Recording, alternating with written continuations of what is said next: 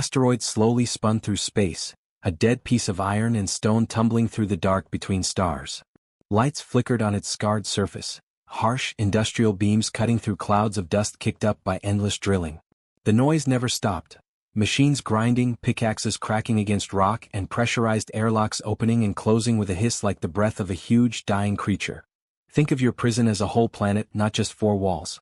A tomb that is silent and unforgiving, moving through the void at thousands of miles per hour, so far from any inhabited world that light takes years to reach you. Cale Vinson's life was like this now. Cale stood in the processing bay, his prison-issue suit covered in gray dust that never really went away. There were patches on the suit in a dozen places, and the seals were barely holding up against the vacuum outside. He had the haunted look of men twice his age at 32, sunken eyes, gaunt cheeks, and hands that shook slightly even when he was still. But his eyes said something else. They were sharp, always moving and keeping track of everything around them. Cale was a systems engineer on Mars Colony 7 6 months ago. He designed atmospheric processors that kept 20,000 people alive. He had been a good worker. Careful, creative, and thorough. Maybe too creative. Someone had to be blamed when the colony's main life support system broke down in a big way, killing 47 people. The investigation went quickly, and the trial went even faster.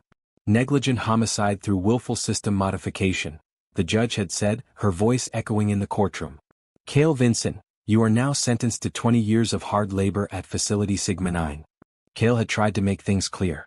The changes he made were better, and they should have stopped the failure that happened from happening. But someone had messed with his code, sabotaged his work, and turned his safety measures into huge holes. He had the proof, or at least he thought he did, until it mysteriously vanished from the court records. His public defender, who was tired and had too many cases, had just shrugged. Mr. Vinson, juries don't like corporate conspiracy theories. Especially since the company in question hires half of the colony, for 20 years. On a mine on an asteroid. It was like a death sentence. Facility Sigma 9 wasn't made to help people get better. It was built to get valuable minerals out of the asteroid and every ounce of usefulness out of the people who were sent there.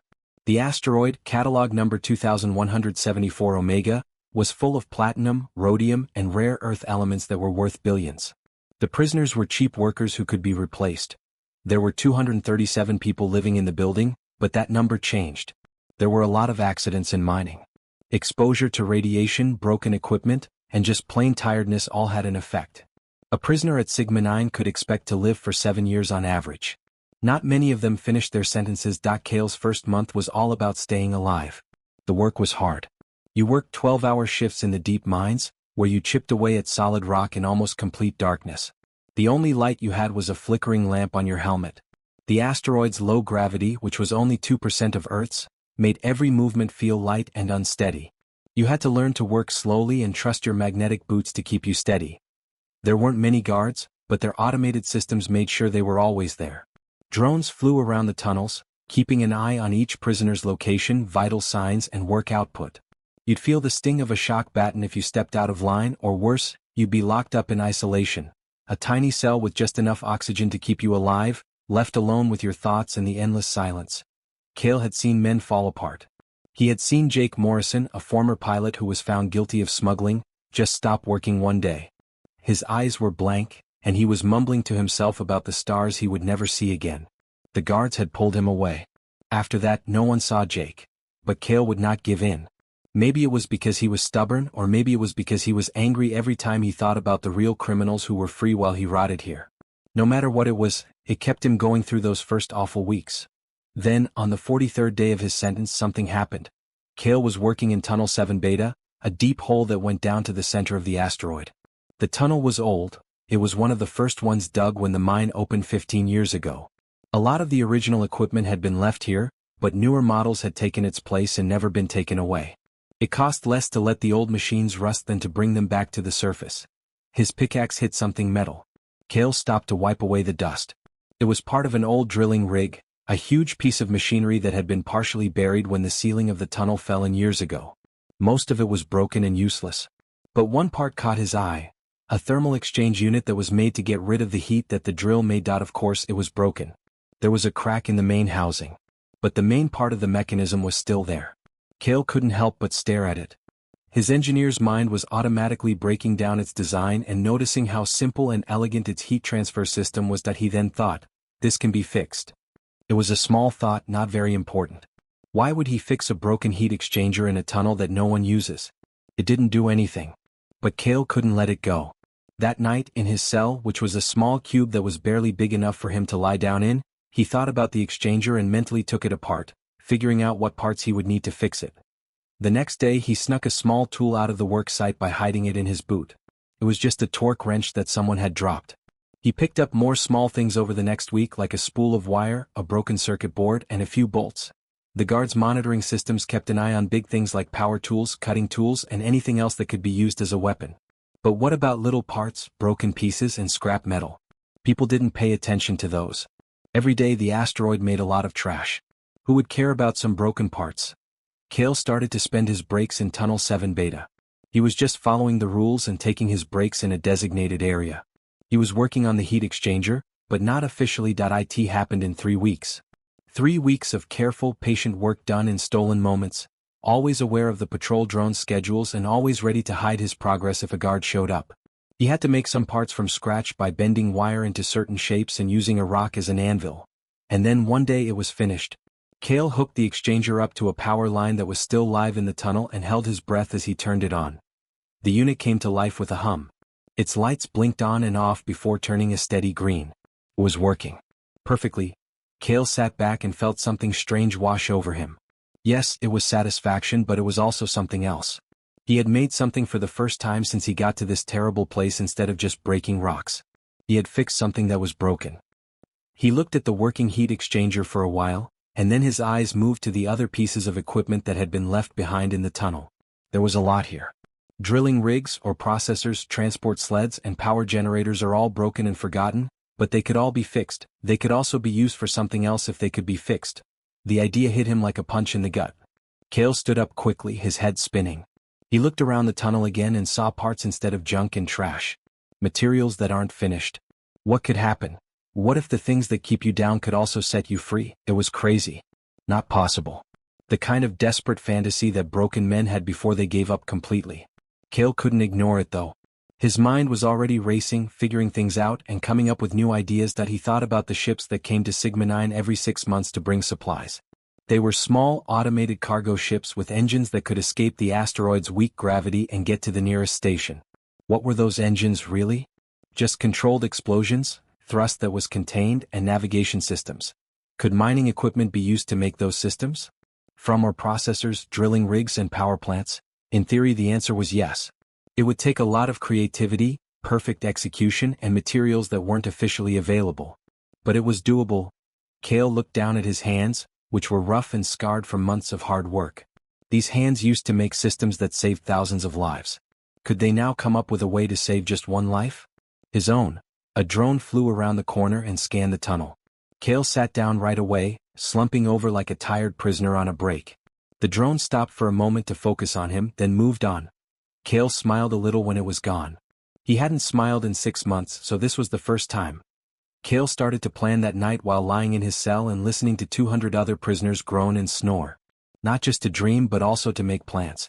He mentally listed everything he had seen in the mines, including every piece of equipment, power source, and structural element that he would need something to push him. Support for life. Finding your way. Integrity of the hull.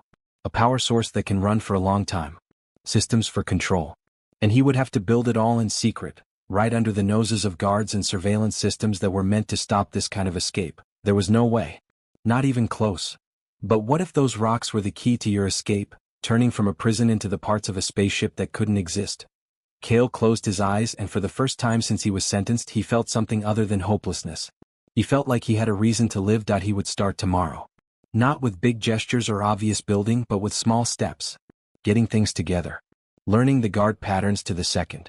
Finding out which prisoners could be trusted, which ones were snitches, and which ones were just too broken to see anything. The cosmic jail cell that was supposed to be his grave would turn into his workshop. Every lost bolt and circuit would be a piece of a puzzle that couldn't be solved. They had sent him to an asteroid mine, where they thought he would dig until he died. Cale Vinson would have to dig his way to freedom instead. The asteroid kept rolling through the emptiness, not caring that one of its prisoners had just sparked a defiant fire. But that spark would get bigger. It would turn into a flame and then into a firestorm. and in the end the roar of engines would break the silence of the tomb forever. The change didn't happen all at once. Cale knew that if he rushed, he would die or worse, be sent to solitary confinement where he wouldn't be able to get the tools and materials he needed. He moved slowly and carefully, like a chess player who was planning 10 moves ahead. Knowledge was his top priority. Cale started to really look into Facility Sigma 9, not as a prisoner serving time, but as an engineer looking at a system. Every system had flaws, things that didn't work well and things that weren't clear. He only needed to find them. The rotation of guards was on a strict schedule. The shift changed every 4 hours. There was a 12-minute window during the changeover when the new guards were getting briefings and the old guards were signing out. During those 12 minutes, the surveillance drones flew on their own, following set patrol routes without any human supervision. 12 minutes. Not a lot, but enough. Cale also found out that the mine's inventory system was very messy. At the start of each shift, tools were checked out and then checked back in at the end. However, they were tracked by weight and general category, not by serial number.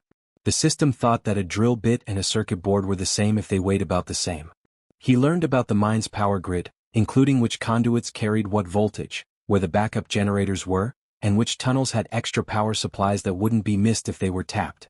He knew by heart where all the cameras, sensors, and weak spots in the facility's security system were. And he started to gather. Collecting was a form of art. Cale never took anything obvious or whole parts. Instead, he picked up things that were ignored or thrown away. A solar panel that was broken and thrown away still worked at 60% of its full capacity. A servo motor from a mining drone that crashed. The casing was broken, but the internal parts were fine. Wiring taken off of equipment that is no longer in use. There were dozens of bolts, screws, and other fasteners that had built up one or two at a time. He made places to hide all over the mine. In Tunnel 7 Beta, he dug out a small hole behind a broken support beam and carefully covered it up so no one could see it. He found a ventilation shaft in the processing bay that had been sealed off years ago but was still open at one end. He found a conveyor belt in the waste reclamation area that broke down all the time, making the security cameras blind for exactly 45 seconds every few hours. There was a different type of material in each hiding place. All the electronics in one place. Parts of the structure in another. Tools and machines for making things in a third. He made sure that he wouldn't lose everything by spreading out his cash. But just having materials wasn't enough. Cale needed a place to work, which was much harder to hide. The asteroid itself gave the answer in an unexpected way. Cale was put on a geological survey team during his 4th month at Sigma 9. The mine operators would send crews to map new parts of the asteroid every so often to look for rich veins of valuable minerals. It was a prestigious job because it meant less physical work and more technical work. The operators didn't know that it let Cale into parts of the asteroid that hadn't been fully explored yet. Cale found a natural cavity in a remote area, far from the main mining operations. This void in the asteroid was made millions of years ago when it was formed. The hole was about 20 feet wide and shaped like a sphere. The only way to get in was through a narrow crack that people had to squeeze through in a line. The survey team marked it as geologically insignificant on their maps and moved on. But Cale saw right away what it could do. It was perfect, secluded, hidden, and big enough to work in. He purposely miscalibrated the survey equipment when scanning that area, which caused mistakes in the mapping data that made the cavity look smaller and harder to get to than it really was. The cavity was marked as investigated, no mineral value, when the survey report was filed, and it was forgotten. That hole in the ground became his shipyard. It was very hard to get the equipment there. Cale couldn't just walk across the surface of the asteroid with parts because the outside cameras would see him right away. Instead, he used the mine's own tunnel system, carefully extending a service tunnel that officially ended 50 feet before the hole. He worked alone in that tunnel during his shifts, chipping away at the rock to make a hidden passage. It took 7 weeks to get through. 7 weeks of hard work done in stolen moments, always listening for footsteps and ready to hide his progress behind carefully placed rock panels that looked like a natural wall. Cale felt like an explorer finding a new world when he finally broke through into the cavity. He stood in the dark with only the light from his helmet lamp, and slowly turned in a circle, mentally dividing the area into sections. Area for making things. Place to put things together. Storage for parts. Zone for testing. He started moving things over one small piece at a time. He would take a few things during each shift and carefully hide them in his clothes or tool bag. It took a long time, but it was safe. Then he started to build. The first part was a power system. Nothing else mattered without power. Cale took 3 broken solar panels from the trash area and spent weeks fixing them up in his secret spot.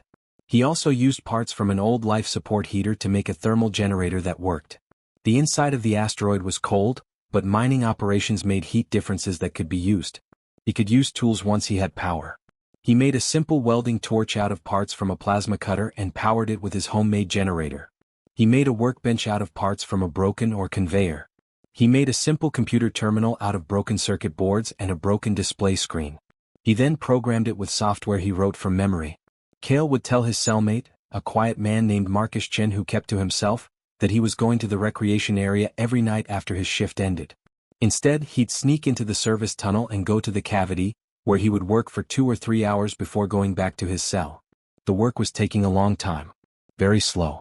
He'd spend hours on one part some nights, only to have it fail during testing. He would have to start over looking for new materials and trying new things. But slowly and against all odds, a starship began to take shape. First came the hull.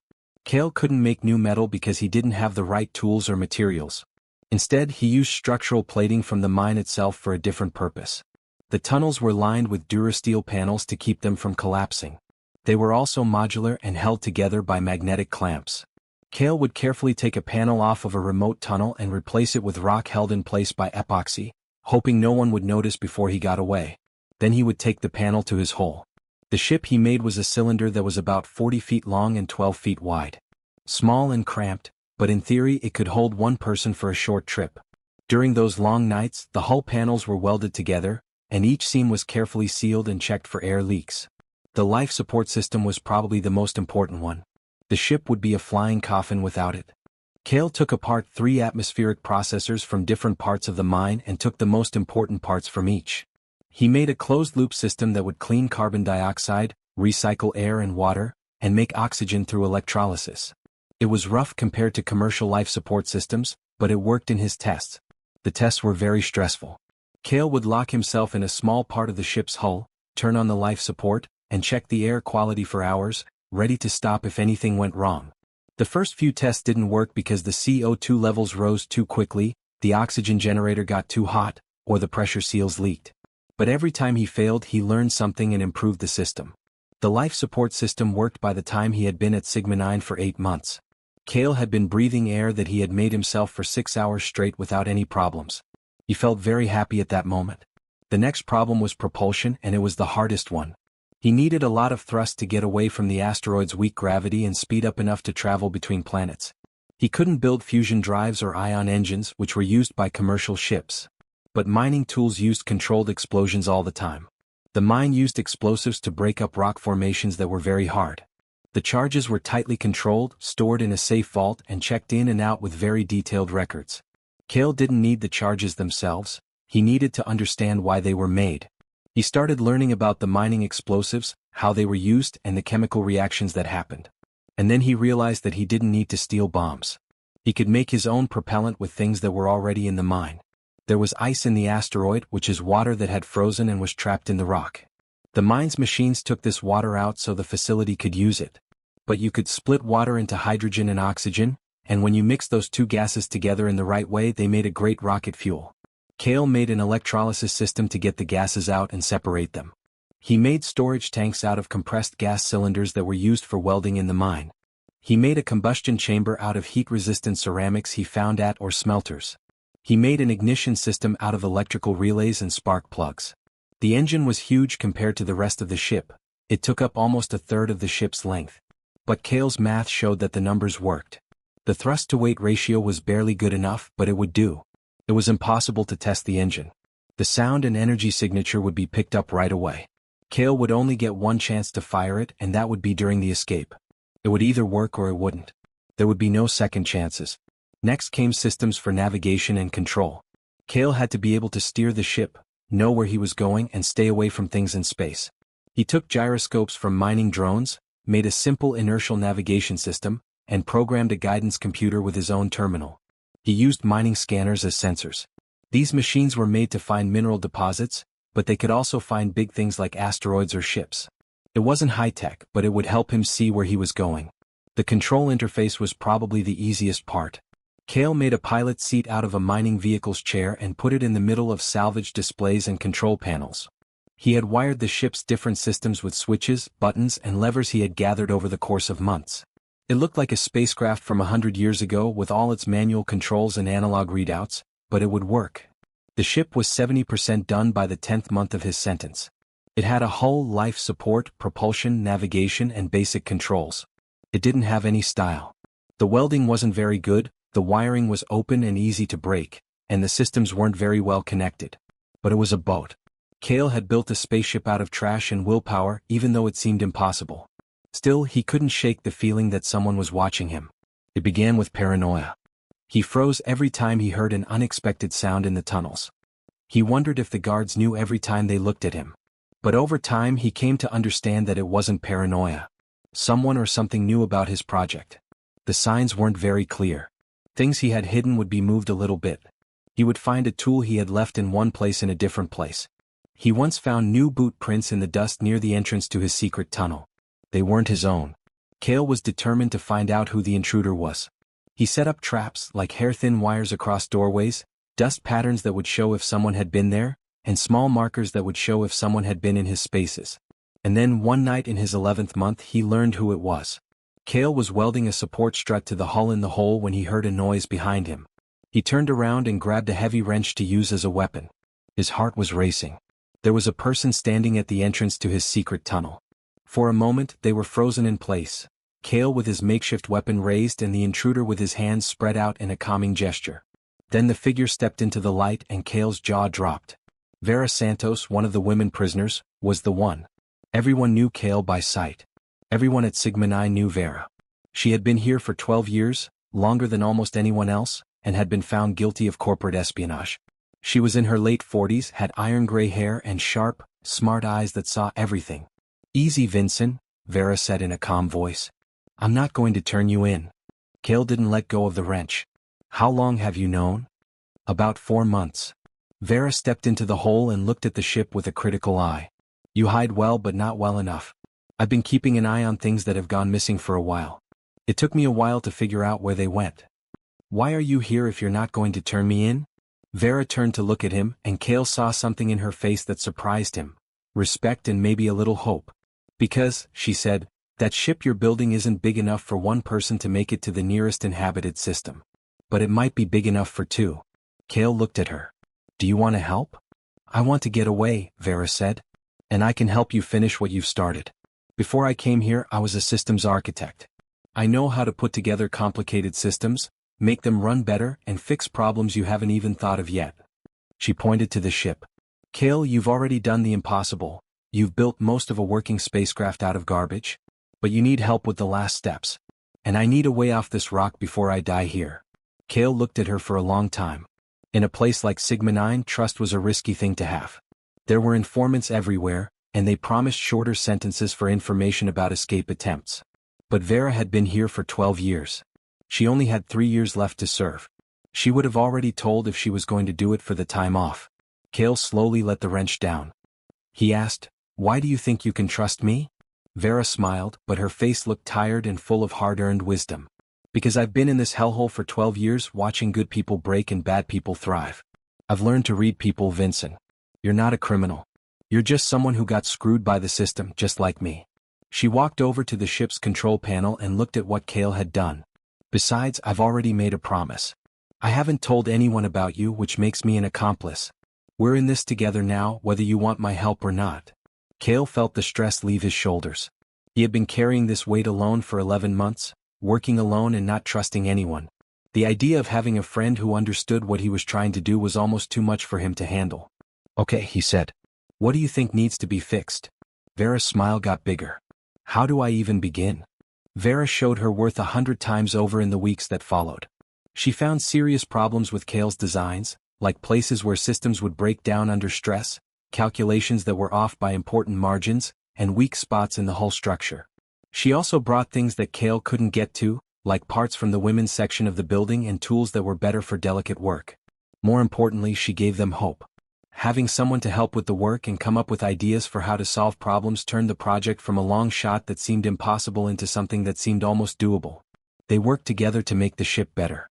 They made the hull stronger in places where it was weak. They made the life support system work 30% better. They made a backup navigation system in case the main one broke. They even built a small cargo bay, which took up some of the space inside to store extra food, water and oxygen that they found in the facility's supplies. They also started to plan how to get away. They didn't just need to build the ship, they also needed to get it out of the asteroid and away before the guards could catch them. Vera had a thought. The supply ship, she said one night while they were working. It comes every 6 months. The next one is due in 73 days. What's up with it? When the supply ship arrives, the facility goes into high alert. All prisoners are locked down, and all guards are focused on moving the cargo. This is the only time when the internal security is less strict because everyone is watching the outside perimeter. Kale saw where she was headed. We start during the transfer of supplies. Exactly. We'll have about 20 minutes between the start of the lockdown and when they figure out we're gone. That's our chance. It was dangerous. They would have been caught right away if they launched while a supply ship was docked. But it also meant that the guards would be confused, take longer to respond, and not know what to do. The chaos could be just what they needed to hide. 73 days. They had just over 2 months to finish the ship and get ready for the most dangerous bet of their lives.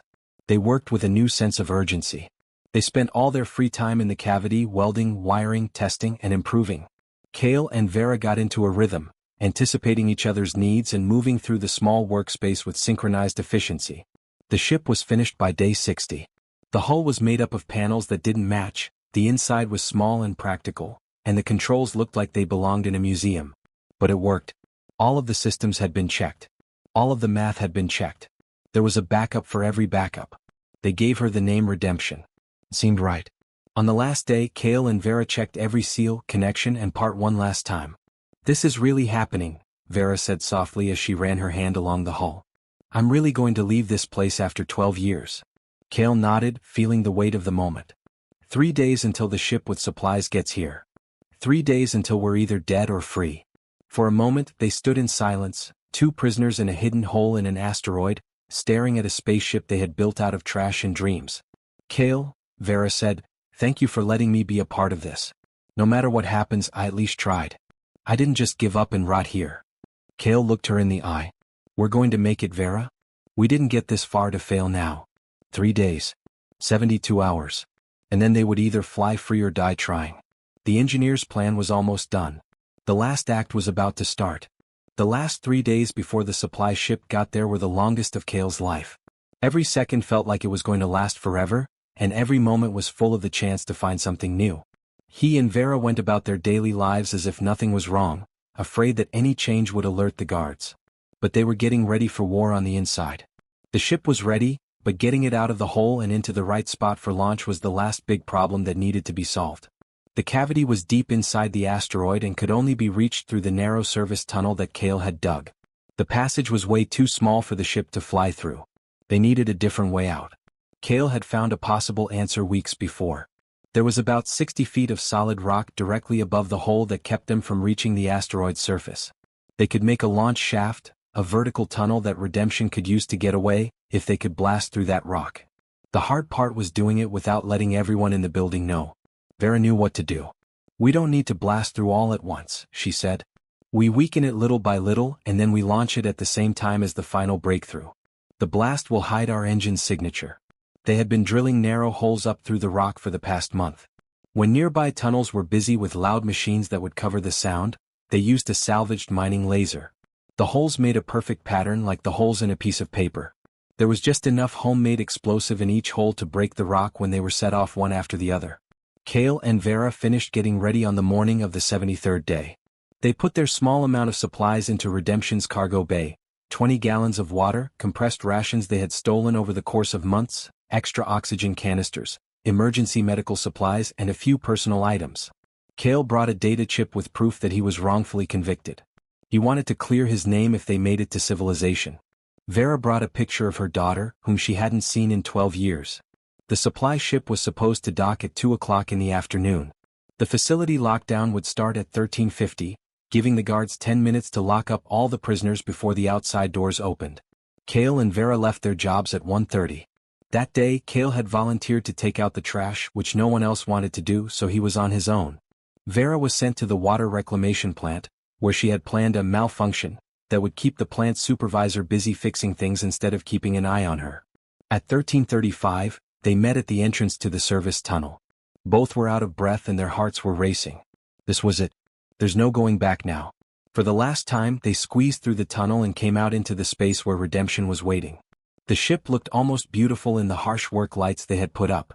It was a sign of how smart and determined people are to never give up. Cale said, "Final systems check," as he climbed into the small cockpit. Vera followed and sat down in the seat next to the pilot.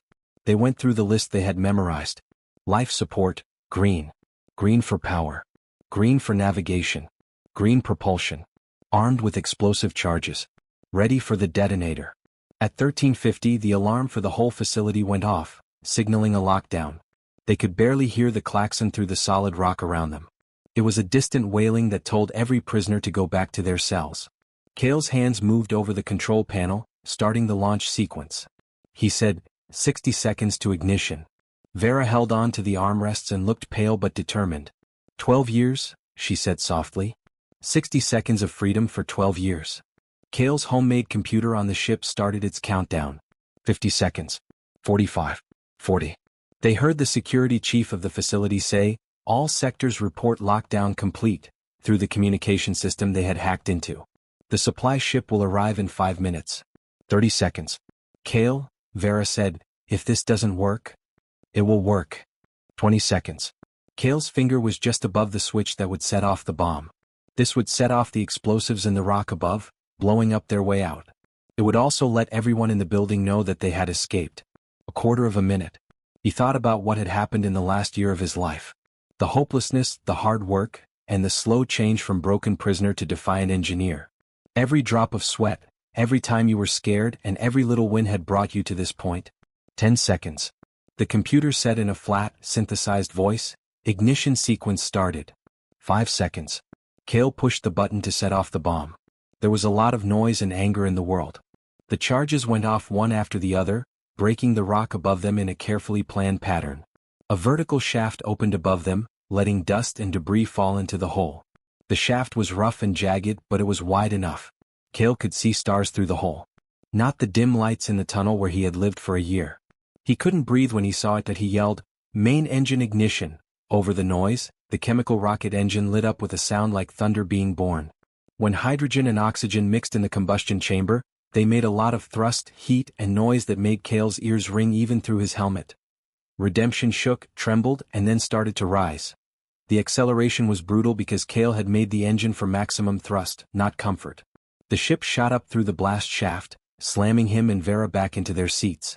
The rough walls flashed by, still glowing red-hot from the explosions.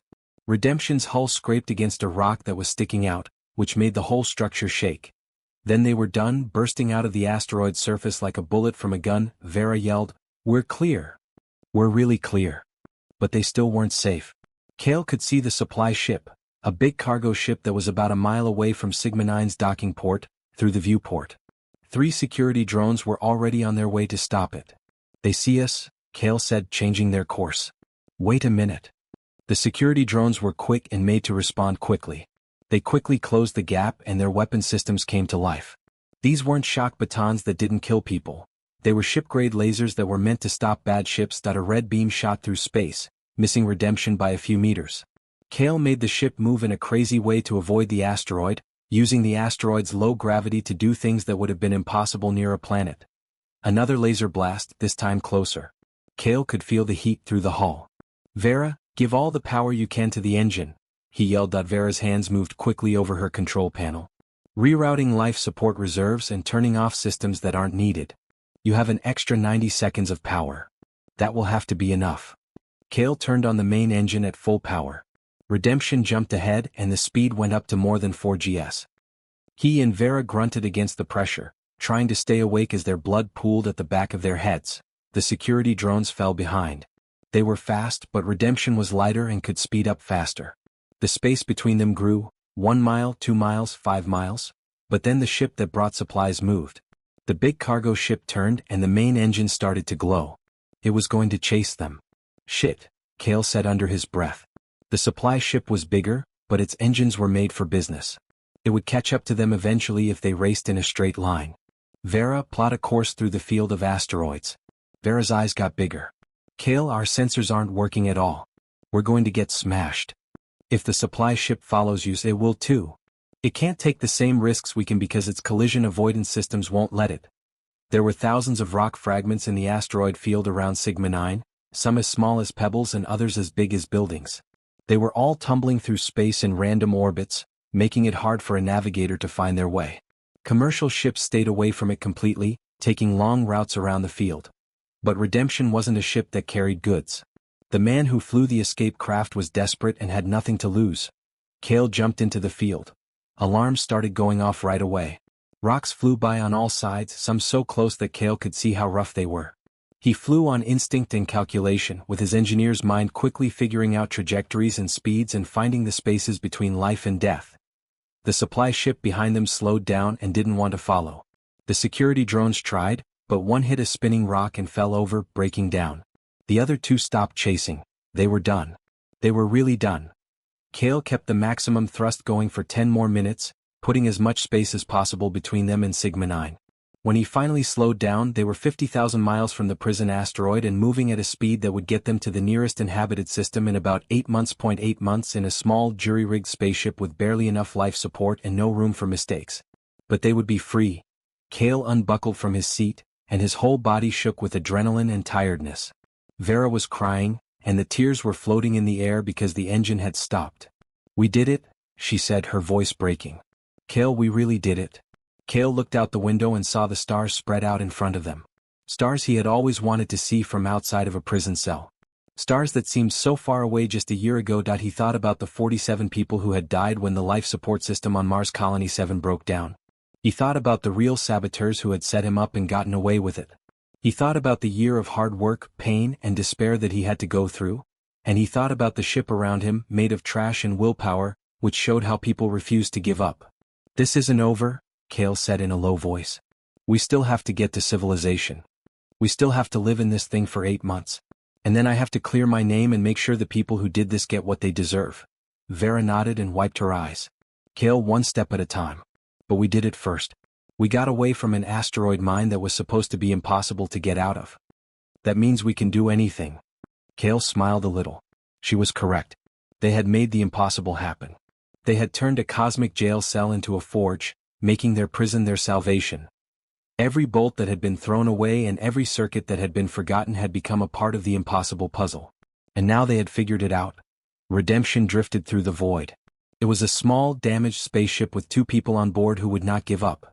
Behind them, Sigma 9 was a fading point of light, like a tomb they had escaped from. The unknown lay ahead. Problems, threats, maybe even death. But also a chance. Liberty. Hope. The journey of the rock-built Starship had just begun. The first week of the trip was eye-opening. The ship's rough accommodations made Redemption feel like a luxury after a year of living in a small cell with 200 other prisoners. But they quickly realized how bad things really were.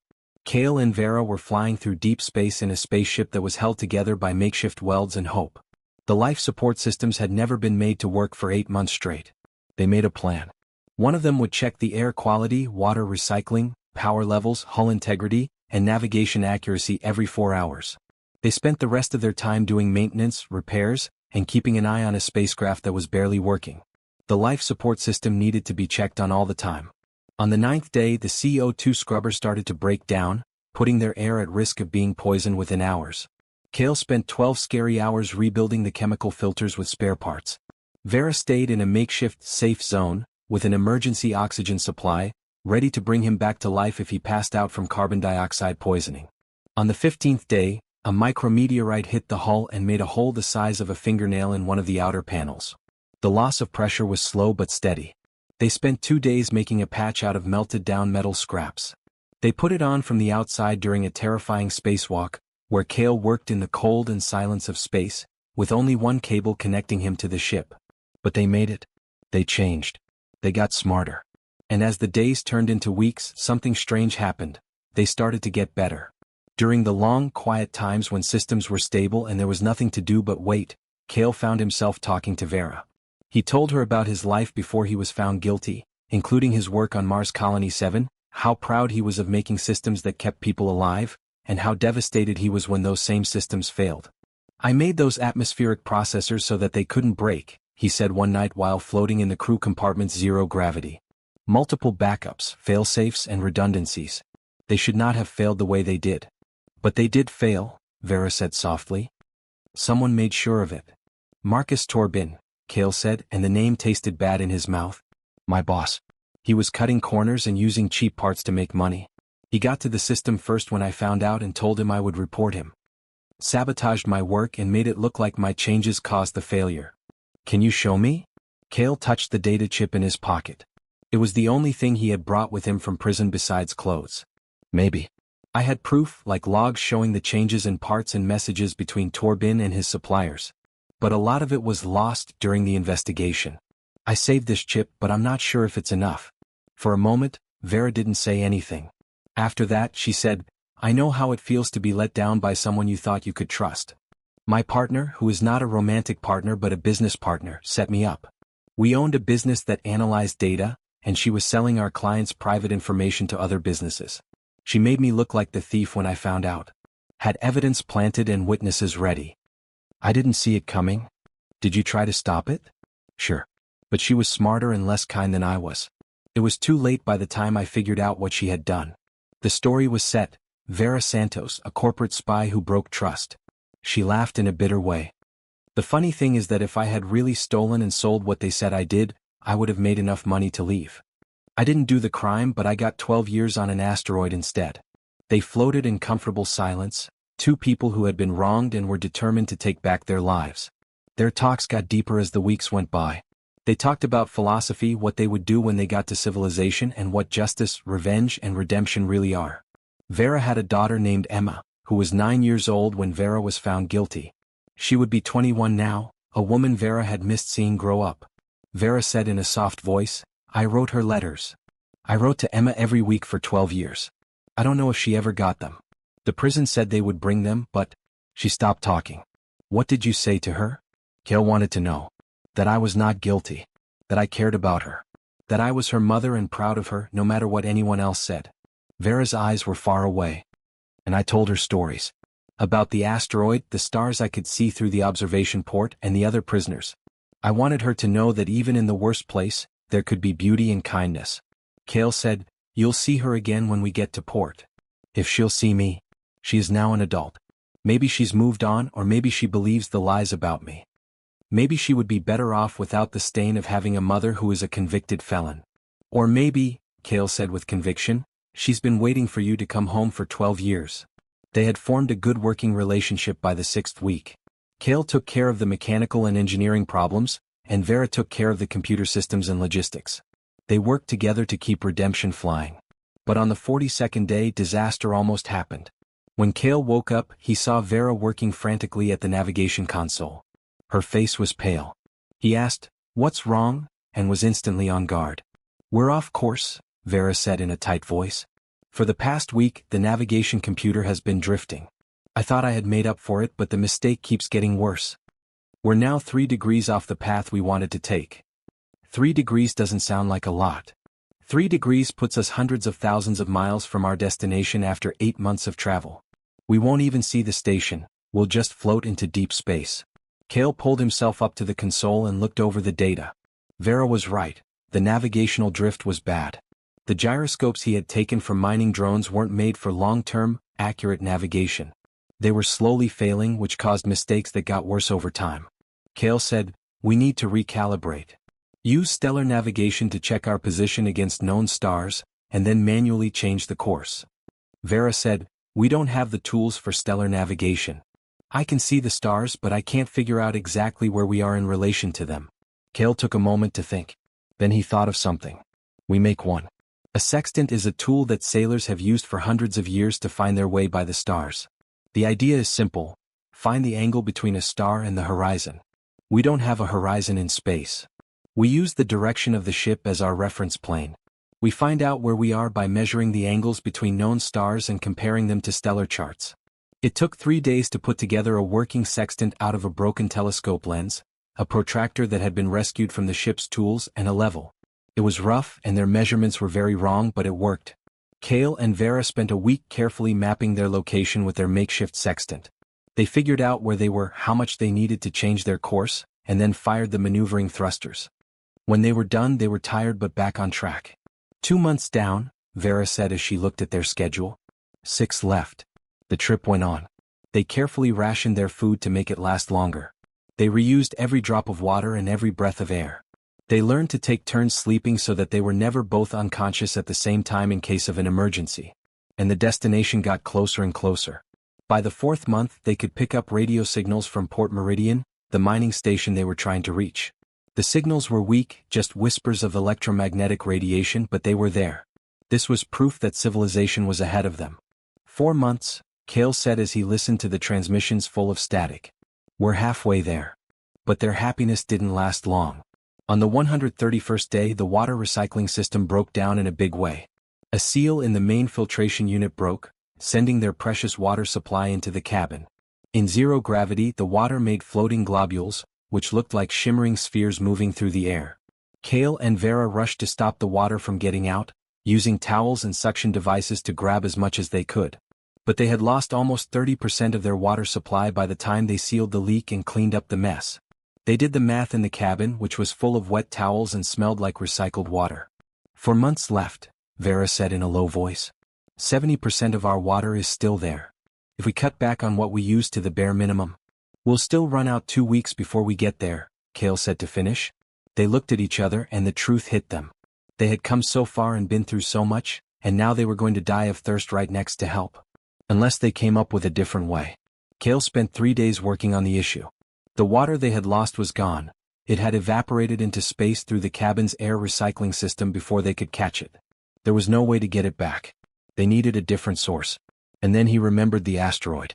They had loaded Redemption's cargo bay with a lot of big pieces of asteroid rock. Kale had planned to look at these samples for valuable minerals that could help them make money when they got to port. Like the asteroid they had mined, those rocks had ice in them. Kale could get that ice, melt it, clean it, and use it to fill up their water supply. The process was hard. They had to use the ship's limited heating systems to melt the ice that was stuck in the rock.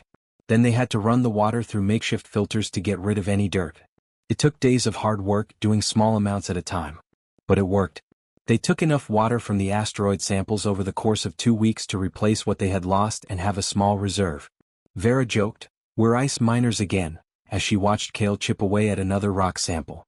"We got away from an asteroid mine, but now we're mining asteroids in our spaceship." Kale laughed, which surprised him. He hadn't really laughed in a long time.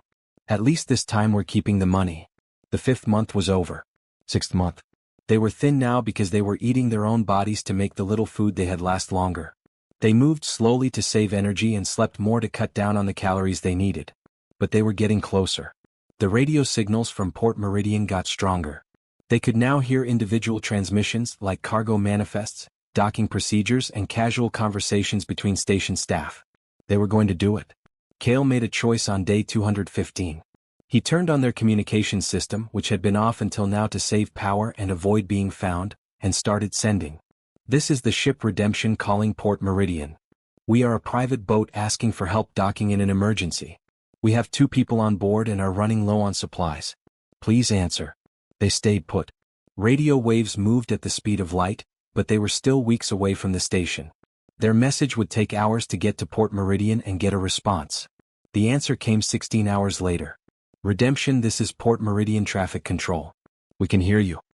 Send us your ship's registration and flight plan." Kale and Vera stared at each other. Registering a ship? Plan for the flight? They were running away on a spaceship that wasn't registered and was made out of trash. Kale typed in the code for the transmitter. "Port Meridian, we don't have a standard way to register. This may sound strange, but we're escaped prisoners from Facility Sigma 9. We made this ship ourselves and now we're looking for asylum." A long pause. "Redemption, please wait," they said. They were nervous as they waited. This was it, the moment when civilization would either help them or leave them alone. "Redemption, Port Meridian Control," came in 20 minutes later. "We have talked to Facility Sigma 9 and confirmed your story. They say that 2 prisoners got away 3 months ago. Please be aware that there is a warrant for your arrest.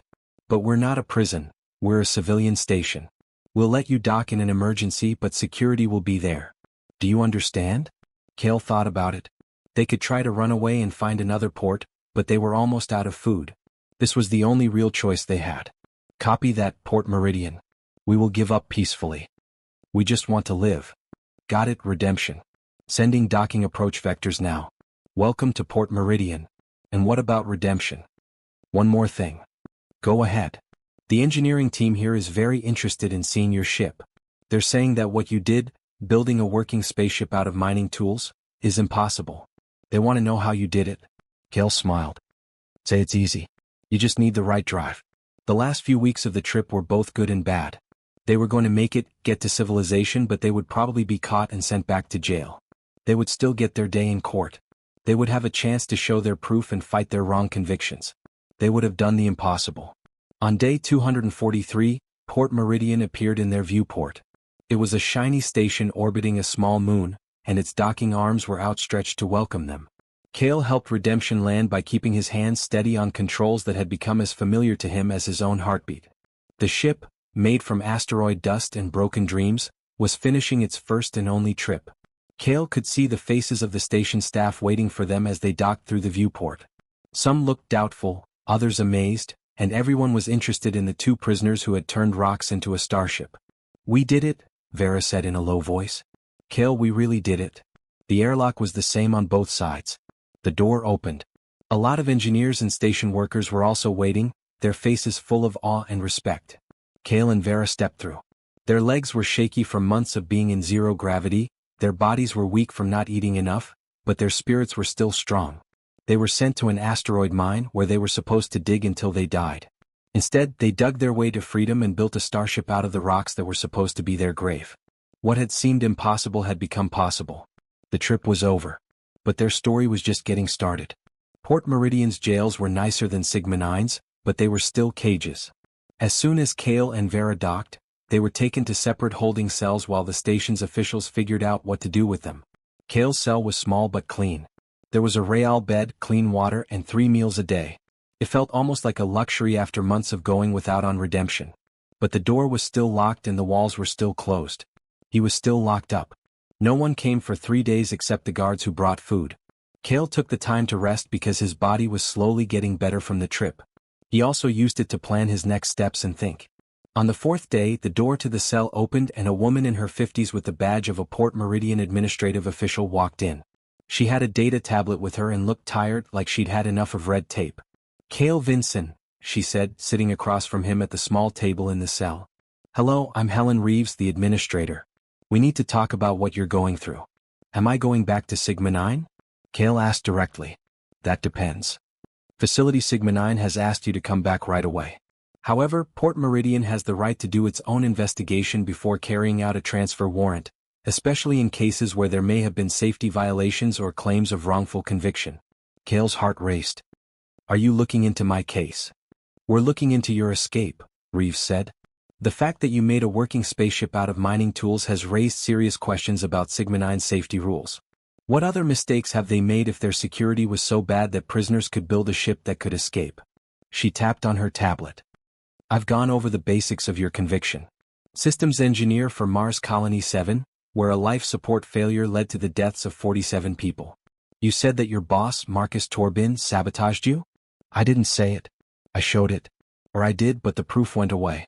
Tell me everything, Reeves said as she turned on the recorder on her tablet. And I mean everything. Names, dates, technical details, and communications. I want to know everything. Kale spoke for 2 hours. He talked about the atmospheric processors, the changes he had made to make them safer and more efficient, and the bad parts that Torbin had been using. He talked about how he found out about the scheme, confronted Torbin, and was threatened. He went into great detail about the sabotage, explaining how someone had gotten into his systems and changed the code, which created weaknesses that led to the disaster. Kale said, I had logs. Records of communication between Torbin and his suppliers, system access logs showing changes that weren't allowed, and purchase orders for the bad parts. I told my defense lawyer everything. And? The files were broken before the trial. In a strange way. All of my proof was gone. My lawyer said it was a technical problem, but I know better. Torbin had money and connections. He made sure that nothing could touch him. Reeves wrote down things on her tablet. You said you still have something on a chip. Kale took the chip out of his things and gave it to her. Not much.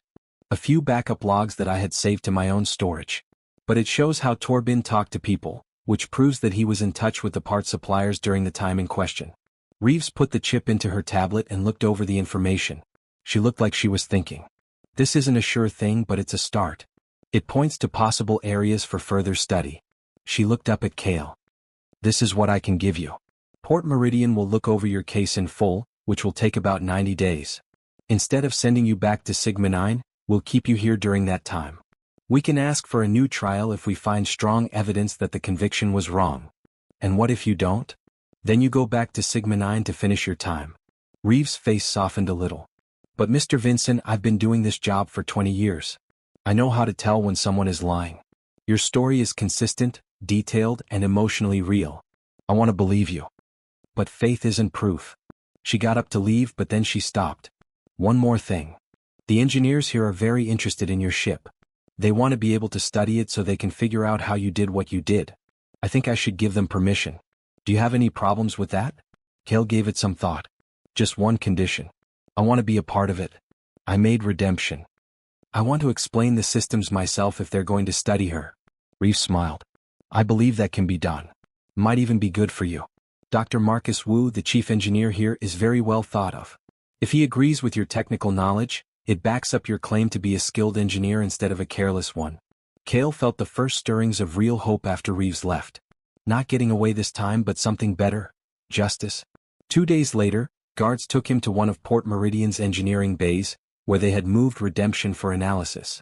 Kale was proud to see his ship, which was battered, rough, but still in one piece. A group of engineers surrounded the ship, taking measurements, pictures of parts, and looking at how it was built. Dr. Marcus Wu, a man in his 60s with gray hair and sharp, smart eyes, was in charge of them. Wu walked up to Kale with a look of respect and disbelief on his face. Mr. Vinson, I've worked as an aerospace engineer for 40 years. I've made plans for commercial freighters, military ships, and even experimental ships. And I have to say that what you've done here is amazing. He pointed at Redemption. This ship shouldn't work. The design of the engine is decades old. The life support system is made up of parts that were put together in a hurry. The hull is a patchwork that would never pass a safety test. But you flew it through deep space for 8 months and made it safely. Wu brought up a holographic display that showed detailed scans of the ship. I want you to show me how every system works. I want to know how you think about design and how you solve problems. To be honest, some of the solutions you've come up with are great. For example, this thermal recycling system works better than commercial models that cost 10 times what you paid. For the next week, Kale spent hours with Wu and his team going over how Redemption systems worked. He talked about the problems he had to deal with, the limits he had to work within, and the new ideas that came out of need and desperation. The engineers paid close attention. They asked him technical questions, questioned his reasoning, and checked his knowledge. And with each answer Kale gave, it became clearer that he was not a careless hack. He was a talented and creative engineer who really understood how systems worked. Wu wrote a formal report to Administrator Reeves that made it clear that Kale Vinson was an excellent engineer. The report said, "We believe that Mr. Vinson's technical skills are far above what is needed to safely maintain atmospheric processors. The skill level he has shown doesn't match up with the catastrophic failure he was found guilty of causing." Reeves used that report to get what he wanted from the court system: access to the original case files from Kale's trial. She also started looking into Marcus Torben's business and financial records. At the same time, Kale was only allowed to use communication systems in a limited way.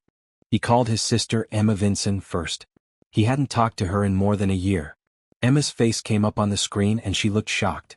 "Kale? Oh my God, Kale. I thought you were in jail and couldn't talk to me," they said. "I was," Kale said, his voice full of emotion. "I'm out, Emma. Not free yet, but I'm at Port Meridian. I got away from Sigma 9. Emma put her hand over her mouth. "You got away? Oh, it's a long story. But I need your help.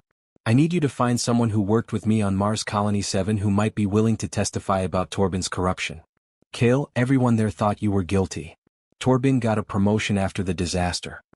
Now he's in charge of operations." Kale's jaw tightened. Torben had, of course, been given a raise. He had killed his opponent and hidden his crimes. There has to be someone. Someone who saw something and thought it was strange. Emma, 47 people died because he wanted too much. Someone must know the truth. Emma nodded slowly. "I'll do my best. I'll get in touch with your former co-workers and see if anyone will talk. But Kale, be careful. If Torben finds out you're looking into him again, let him hear, Kale said angrily. I'm not hiding anymore. In another detention cell across the station, Vera was fighting her own battles. Her case was more complicated because corporate espionage carried harsher penalties and powerful business interests didn't want old cases reopened. But Vera had one thing going for her, her daughter. Emma Santos did get letters from her mother. All 12 years worth. She had kept all of them and read them over and over again, never giving up hope that her mother was innocent. Emma quickly booked a ride to the station when she found out that her mother had gotten away and was at Port Meridian. There was no force in the universe that could have stopped her from getting back together. The meeting took place in a room for supervised visits. Vera sat there, shaking her hands, not believing what she was seeing. Emma came in through the door after that. She was a woman now 21, but Vera could still see the 9-year-old girl she used to know. When Emma saw her mother, her eyes filled with tears. "Mom," she whispered, and then they hugged, ending 12 years of being apart in an instant. They talked for a long time. Emma told her mom about everything that was going on in her life, like college, her job as a data analyst, and the ups and downs of growing up. Vera told Emma about the escape, Kale and redemption, and the journey that was impossible. Emma said, "I never stopped believing you were innocent. People told me to get over you and move on. But I did know. I knew you wouldn't do that to people." Emma had been doing her own research on her mother's case for years, quietly collecting information. She had found problems with the prosecution's evidence, such as timelines that didn't match up and witnesses who had changed their stories. Emma said with a small smile, "I'm a data analyst. I know how to find patterns and see things that don't fit. There were lies in the case against you. I just have to show it." Mother and daughter started to make plans together. Emma would work from outside the station, using her skills to find out more about Vera's ex-partner's business dealings. Vera would help Administrator Reeves from the inside by giving them technical information and guiding them in the right direction. After 6 weeks in detention, Kale and Vera were finally able to talk to each other in a conference room under supervision. "How are you doing?" Kale asked. "Better than at Sigma 9, Vera said with a sly smile. "Emma is here. I got to see my daughter, Kale. Whatever happens now, that alone made it all worth it." Kale said, "Reeves is making progress on my case. They've found money transfers between Torben and the suppliers of parts. It's not enough for a new trial yet, but it's a start." Vera nodded. "Emma has found similar proof in my case. My ex wasn't as careful as she thought she was. If you know where to look, there's a trail." They were quiet for a moment, two people who had been through a lot together and were now fighting their own battles but working toward the same goal. Kale said, "No matter what happens, we made it this far. They told us we couldn't get away, but we did. They called me a careless engineer, but I built a working Starship out of trash. We can prove we're innocent if we can do that." Vera agreed, "We're not done yet. The trip goes on. In a different way though." The guard told them their time was up. Kale felt more determined than ever as they said goodbye. It wasn't just about getting out of a physical prison that people fought for freedom. It was about getting out of the prison of false conviction, stolen reputation, and unfairness. And that battle had just begun. The investigation moved slowly, which was very frustrating for Kale. Every day was a test of how patient I could be. He was still in custody at Port Meridian, but his health kept getting better. Administrator Reeves had moved him to a residential area of the station. He was still safe, but it was more comfortable and he could use computers, talk to people, and read. Kale made use of all the resources at his disposal. He spent hours drawing technical diagrams from memory to show exactly how the atmospheric processors on Mars Colony 7 were built, changed, and finally destroyed. He made detailed timelines and checked them against official maintenance logs that he could get to through public records. And slowly, with great care, a picture began to form. Marcus Torben started buying parts from a company called Helion Industrial 3 months before the disaster. The parts were 20 to 30% cheaper than the ones that were supposed to be the same but were made to lower standards. Torben had made up inspection reports that said the bad parts met the requirements. He then kept the difference between what the colony paid for parts and what he actually spent, more than 200,000 credits in 3 months. Kale's changes to the atmospheric processors should have made up for small differences in the quality of the parts. He made the system with a lot of extra safety room. But the Helion parts weren't just lower quality, they were fundamentally flawed, with structural weaknesses that shouldn't have been there in certified parts. The broken parts, along with the sabotaged code that turned off some monitoring systems, caused a catastrophic cascade failure. Before anyone could do anything, the processors got too hot, the emergency shutdown didn't work, and poisonous gases filled the living quarters in Section 7. 47 people, including kids, have died. Marcus Torbin just wanted more money. Cale felt the familiar rage building up in his chest, but he used it to focus. Anger wouldn't help. Proof would. The breakthrough came from a place no one expected. Cale's sister, Emma Vinson, had been looking into Mars Colony 7 on her own. She had contacted dozens of Cale's old co-workers, but most of them didn't want to talk to her. But she did find someone who would talk. Jennifer Rodriguez, a junior technician who had worked for Cale. Jennifer had seen the changes in parts. She even told Cale about them because she was worried about using parts that weren't specified in important systems. Cale had looked into it, found out about Torbin's plan, and told his boss about it. Jennifer didn't know what happened after that fight until recently. A friend of hers who worked in Colony 7's security department had said something strange. All of the surveillance footage from the maintenance bays in the week before the disaster had been deleted. It was officially blamed on a problem with the computer. But the security officer thought it was strange that only that one piece of footage had been affected. Jennifer gave her testimony, which was recorded in a formal deposition.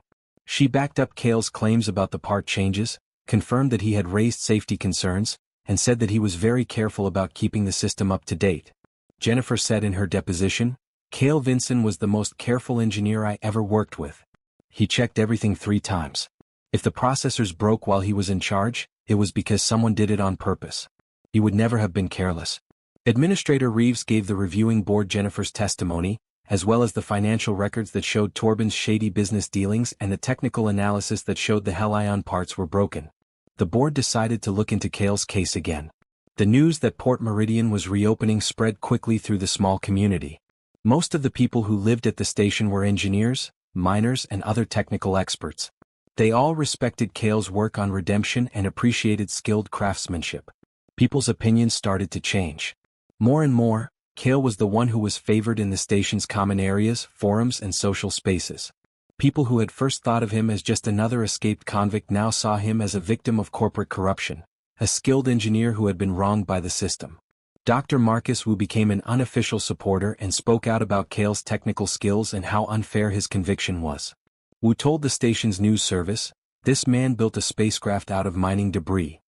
He solved engineering problems that would be hard for professional teams with unlimited resources. And we should believe he was too dumb to keep the atmospheric processors running? The story doesn't fit with the facts." Facility Sigma 9 was under a lot of pressure to answer serious questions about their security measures. How was it possible for a prisoner to gather materials and build a spaceship without being caught? What other mistakes were made? Were prisoners being watched closely enough? An independent safety review was ordered, and inspectors found many problems at Sigma 9, such as not enough guards, not enough surveillance in remote tunnels, and maintenance procedures that hadn't been updated in years. The warden of the facility was put on leave until the investigation was over. A few guards were punished. People looked closely at the whole operation. Cale watched these events unfold from his room, feeling both happy and cautious.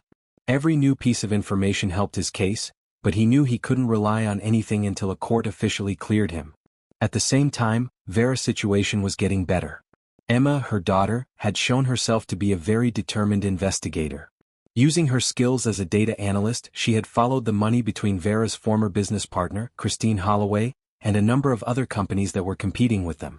It was clear that Holloway had been selling private client information for years, making millions of dollars in illegal profits. She had been careful and used shell companies and cryptocurrency to hide the money. But Emma figured out how they were connected. Emma also found messages between Holloway and her lawyer that strongly suggested they had made up evidence against Vera. This was even worse. The messages were heavily encrypted, but Emma had found a weakness in the encryption protocol and used it to her advantage. This was against the law, but the content was very sensitive. Administrator Reeves told Emma that they couldn't use evidence that was gotten illegally in court. "But we can use it to help with the legal investigation. We can find evidence that is allowed in court and proves the same things if we know where to look." The judge agreed to the request and forensic accountants got to work. In just a few weeks they found what Emma had already found. Proof that Holloway was selling data, proof that he was laundering money, and messages that showed how she framed Vera. They took Holloway into custody. She agreed to a plea deal that included testifying about framing Vera in exchange for a shorter sentence when the evidence against her was too strong. Vera's conviction was thrown out. When Administrator Reeves told Vera the news, she started to cry. A judge's decision took away 12 years of her life, 12 years of being separated from her daughter, and 12 years of being called a criminal. Reeves said softly, "You can go now, Miss Santos. Your record will be cleared, you'll get money for being wrongfully imprisoned, and everyone involved will apologize in writing." Vera looked up through her tears. What about Cale? His case is still being looked at. But the momentum is on his side. 2 days later, Cale's sister Emma came to see him. She had come to Port Meridian to help him. Cale hugged his little sister, who is now a grown woman, for a long time as if she might disappear. "I'm so sorry," Emma said. "I should have trusted you from the start and fought harder." "You were only 20 when I was found guilty," Cale said. "You did all you could. And now you've helped me." Emma stepped back looking serious. "You need to know something. Torben learned about the investigation. He has hired lawyers and they are not cheap. They say the evidence is circumstantial, that money transfers don't prove sabotage, and that you're a desperate felon making wild claims." Cale felt the same frustration rising. Of course he's fighting. He has nothing to gain. "But we have something too," Emma said. "The surveillance footage I told you about that was deleted? The security guard who told Jennifer about it kept a copy. Not allowed, but he was suspicious enough about the deletion that he saved a copy." "What's on it?" "Torben in the maintenance bay, getting to your terminal 3 days before the disaster. He works on something there by himself for 40 minutes. The video doesn't show exactly what he did, but when you look at the changes made to the code in the system, the timeline lines up perfectly." Cale's heart was racing. That's proof right there. Proof that he got into my systems without permission. The security officer is ready to testify. He's retired now, so he has nothing to lose. And he's mad that 47 people died because he didn't say anything sooner. Things were starting to make sense. Jennifer Rodriguez's testimony about the changes to the parts. Records of Torben's fraud in the form of money. Surveillance video showing someone getting into Cale's systems without permission. Technical analysis showing that the Helion parts were broken. It wasn't a perfect case. Good lawyers could still make people doubt it, but it was strong. Much stronger than Cale's first defense. Based on new evidence, Administrator Reeves filed a formal request for a new trial. Because the claims of wrongful conviction were so serious and the case had gotten so much public attention, the petition was granted. The retrial would happen on Mars Colony 7, where the crime happened. Cale would have to go back to the place where everything went wrong in his life. Cale was in his room looking out at the stars through the viewport when he got the news about the retrial date. Port Meridian orbited a small moon. From this angle he could see the gas giant that the moon circled, its clouds swirling and glowing in the distance. Vera came to see Cale. She was now free, but she chose to stay at Port Meridian to help him. She asked, "How are you?" Cale said, "I'm scared. What if we don't win? What if Torben's lawyers are smart enough to make the evidence look bad?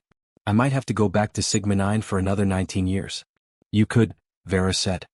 "But that's not going to happen. Do you know why? Because you're not the same person who was found guilty the first time. At the time, you were a naive engineer who thought that the truth would set you free. Now you know how the system works. You made a Starship out of trash, broke out of a prison that no one could escape from, and lived through an 8-month trip through space. Someone who can do all of that, they can win in court." Cale was able to smile. "When did you start to feel so good?"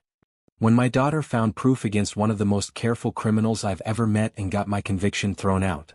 You can beat Torben if Emma can do that." They stood together looking at the stars. They had both been through hell and come out stronger. The new trial was set to happen in 3 months. 3 months to get ready, gather evidence, and get ready for the biggest fight of his life. Cale had gotten out of a real prison. Now he had to get out of the legal one. This time he had friends, proof, and the truth on his side. Once again the impossible was becoming possible. Mars Colony 7 looked just like Cale remembered it. A huge group of domes connected to each other on the rusty red surface of the first settlement on another planet. From space it looked calm, well-organized, and a great example of engineering and human will. Cale knew better than that. 47 people died in those domes, gasping for air, because one man's greed was more important than their safety. The transport shuttle went down toward the main spaceport of the colony. Cale was still technically a prisoner because he was in restraints. 2 Port Meridian security officers were with him. Vera sat across the aisle, even though she didn't have to go because she was legally required to. "You came for me when no one else would," she said simply. "I'm not leaving you now." There were also Emma, Dr. Marcus Wu, who had agreed to be an expert witness, and Administrator Helen Reeves, who was there to make sure everyone was treated fairly. Marcus Chin, Cale's defense lawyer, was a smart, young lawyer who worked on cases of wrongful conviction. He was not related to Cale's former cellmate. The shuttle touched down. Cale saw the welcome committee as they got off the ship. There were colony security, court officers, and in the back Marcus Torbin himself, watching with cold eyes. Torbin had gotten older in the past year. His hair was grayer and his face was more lined. But he still acted like he was better than everyone else. He wore a very expensive suit, which was way too much for a colony operations chief to afford on his salary alone. He was also surrounded by 3 lawyers who looked just as expensive. Their eyes met from across the landing bay. Torbin looked down on him and didn't care. He was sure that Cale had no chance. Cale looked back steadily and his eyes sent a clear message. I know what you did. And I'm going to show you. The new trial was set to start in 3 days. Those 3 days were a crazy time of getting ready. Chen worked 16 hours a day, getting witnesses ready, organizing evidence, and practicing what they would say in court. Emma worked with the prosecution, yes, the prosecution, because they had new evidence that made them think about charging Torbin with negligent homicide and fraud. The law was strange. In a technical sense, Cale's retrial had nothing to do with the charges against Torbin. But in practice they were linked. If the court found proof of sabotage, Cale would probably be cleared and Torbin would be charged. If not, Cale would go back to jail and Torbin would be free. The next few days would be very important. There were a lot of people in the courtroom on the first day of the retrial.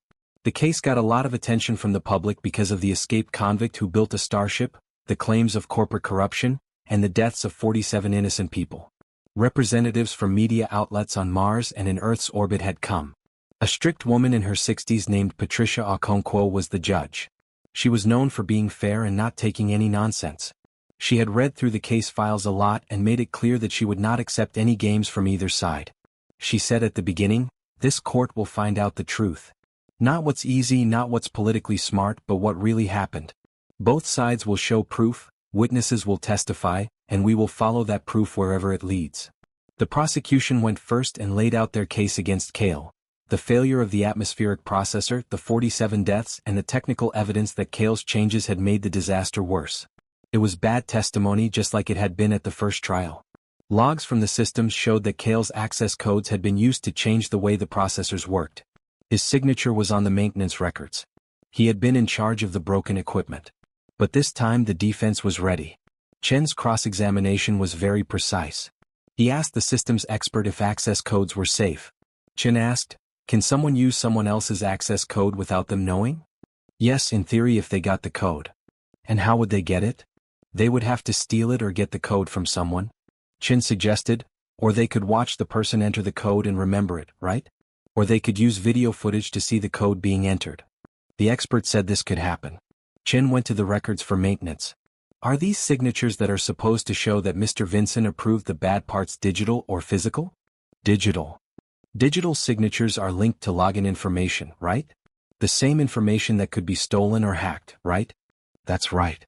The prosecution's case was based on the idea that only Cale could have made the changes, but that idea started to fall apart. The defense showed its evidence on the second day. Jennifer Rodriguez talked about the part changes and how she had told Cale about her worries and he had looked into them. Her testimony was clear, thorough, and convincing. Next, the financial expert took the stand and explained to the jury what Torbin did with Helion Industrial. The numbers were clear. There were more than 200,000 credits paid for parts, but only 150,000 were actually spent. The difference showed up in accounts connected to shell companies that Torbin owned. Chen asked, "Do these financial records show fraud in your expert opinion?" "Yes. There is clear and organized fraud going on, with the replacement of low-quality parts and personal gain." Sarah Blackwell, Torbin's main lawyer, tried to discredit the testimony. She was a well-spoken woman. "Isn't it possible," she asked, "that my client was just looking for cheaper options that still met the requirements?" "The parts didn't meet the requirements," the expert said. "Tests have shown that they had structural problems that led to the processor failing. Testing done recently years after the disaster. Can we really trust the results from parts that have been damaged?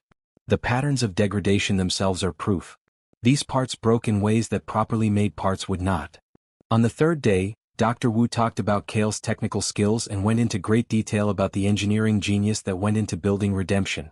Mr. Vinson solved problems that would be hard for professional teams, Wu said. His knowledge of integrated systems, thermal dynamics, and structural engineering is amazing. It doesn't make sense that someone like him would carelessly maintain atmospheric processors. Blackwell's cross-examination was mostly about the difference between following standard procedures and doing creative emergency engineering. Isn't it possible, Doctor, that Mr. Vinson was good at thinking on his feet but not very good at following safety rules? Wu kept his eyes on her. I looked over the maintenance logs from before the disaster. Mr. Vinson's work was very thorough. He followed all the rules and did all the checks on time. He wasn't careless, he was a model employee. Day 4 brought the testimony that really changed the course of the trial. The security officer who had saved the video footage. Robert Chin, a retired security officer from Mars Colony 7 who was not related to the lawyer, was in his late 60s and looked like someone who had been through a lot of tough times. He talked about how the footage was deleted. I'd worked in security for 30 years and I'd never seen surveillance data just disappear like that.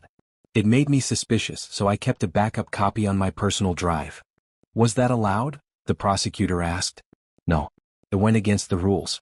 But I had a gut feeling that something was wrong. The video was shown in court. The timestamp said it was 3 days before the disaster. The camera angle showed the maintenance bay, which was where the main control terminal for the atmospheric processors was. Marcus Torbin came into the bay at 22:47. He carefully looked around to see if anyone was watching before going to the terminal. He logged in and the video showed him entering a code. A computer analysis showed that he had used Cale's access credentials. Torbin worked at the terminal for the next 42 minutes.